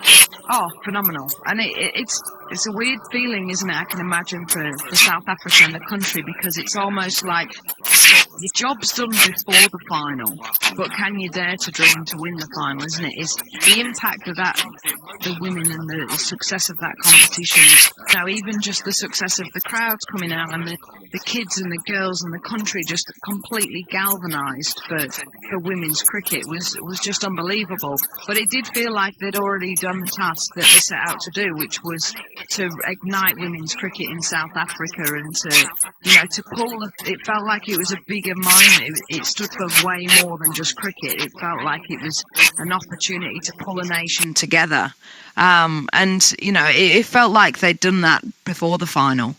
It would have been a lovely touch, no doubt. Everybody wants to win World Cups, and you always feel like it's a failure unless you do lift the trophy.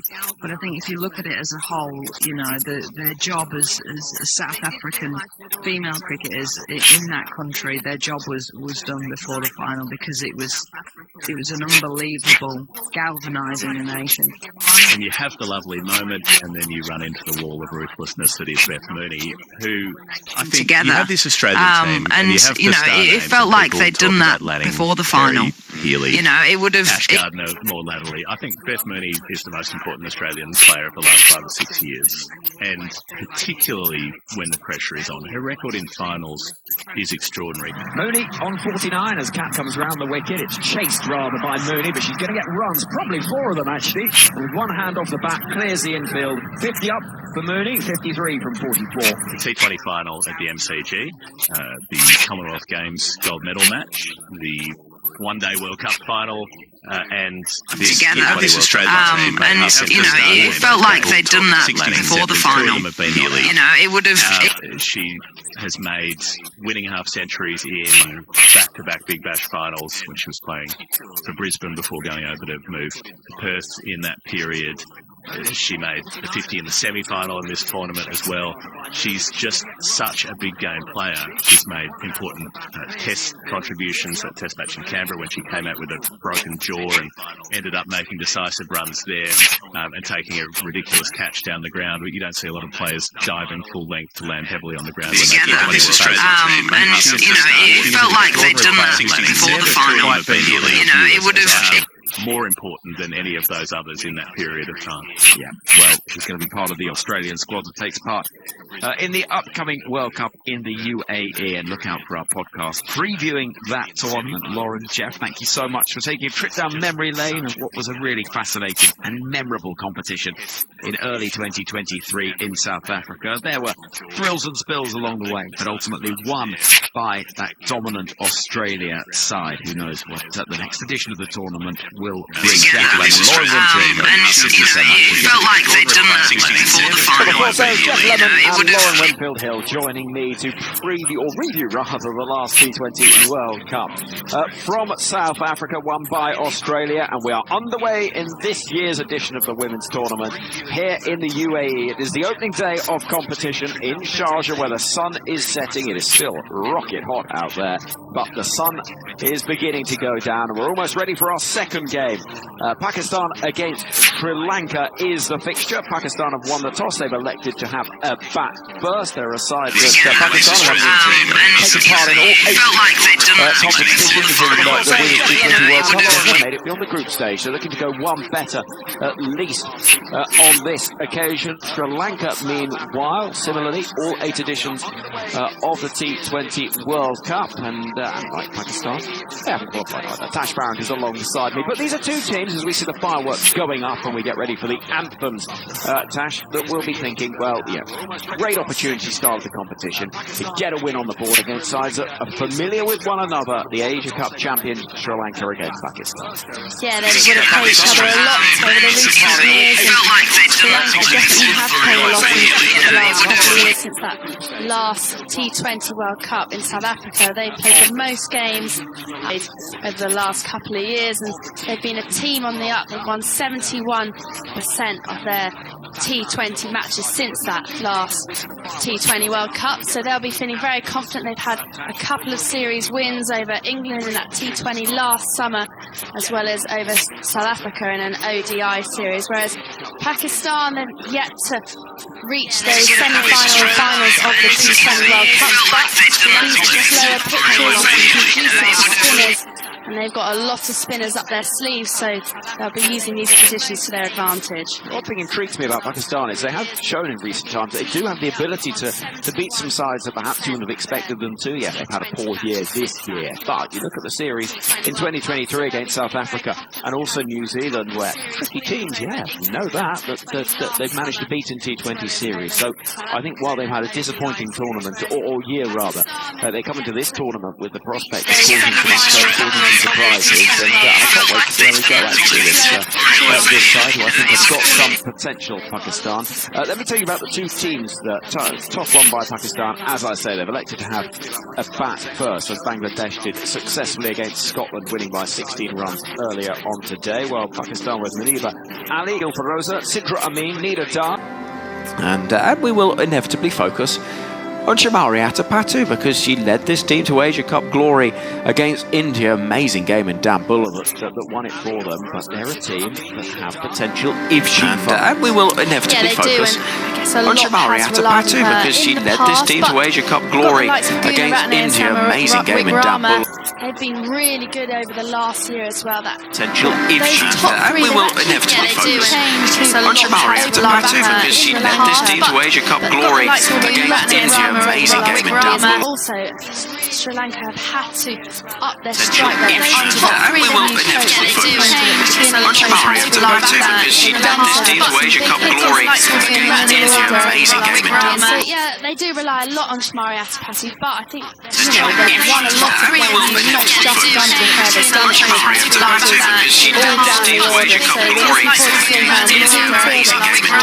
one batter today that we think could clear this boundary and put it onto the highway to the left, to the right, and I think it's down to the remote-controlled lorry has gone too far ahead of them. But indeed, that is the nature of it, and the flames go up. Shamari Atapatu leading the It's not just sparklers we've got for this tournament as the teams walk out, but they're being and we're going to have the 2 national anthems shortly of Pakistan and Sri Lanka. And speaking of Pakistan, if you missed the news earlier, great that we'll be able to bring you full ball-by-ball coverage of the men's test series as well, starting on Monday from Malta, as of the team heading out for that one. Right then, umpires out there, trophy out there, 2 teams as well, flags of spread out as they always are. National anthem, Pakistan and Sri Lanka. That one, right then. Umpires out there, trophy out there.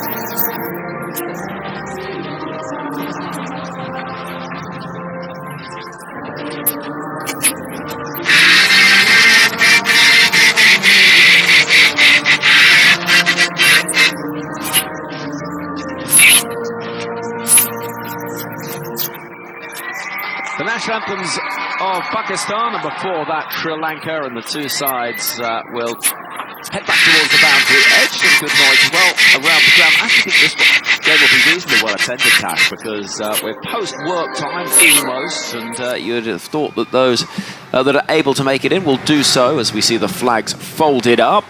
From what we saw earlier on today, Bangladesh made 119 for 7, Scotland 101 for 7. From this surface, what are we expecting to be a par score? I think these two teams have a higher ceiling. Yeah, I think so. I actually thought the pitch played pretty truly. There wasn't one Catherine Bryce kept very low off the seamer, so I think it's a pretty decent wicket. Not too much turn as well. A little bit of turn from the leg spinners earlier on today. It will do so as we see the skid on a flags little bit folded better up. under lights. From what we saw earlier on today, Bangladesh made 119 for 7, Scotland 101 for 7. I think it's a pretty decent wicket, and as you say, I think they're going to have to post totals above 120. I think 130 is probably about par. If they're able to get up to that 140 mark, I think that would be a really decent total if Pakistan were able to put that on the board. Well, two umpires on the boundary edge. Louise Sheridan, Kim Cotton. We'll be seeing the Pakistan openers Maniba Ali and Gilbert. Skid on a little bit better under lights. From what we saw earlier on today, Bangladesh made 119 for 7, Scotland 101 for 7. ABC as well, listening in Australia, and also wherever you might be around the world on the ICC app too. If you want to get in touch, tms@bbc.co.uk. Tash, from you as we see Sri Lanka side streaming onto the field, and then it'll be Daniel Norcross. Yeah, really looking forward to this.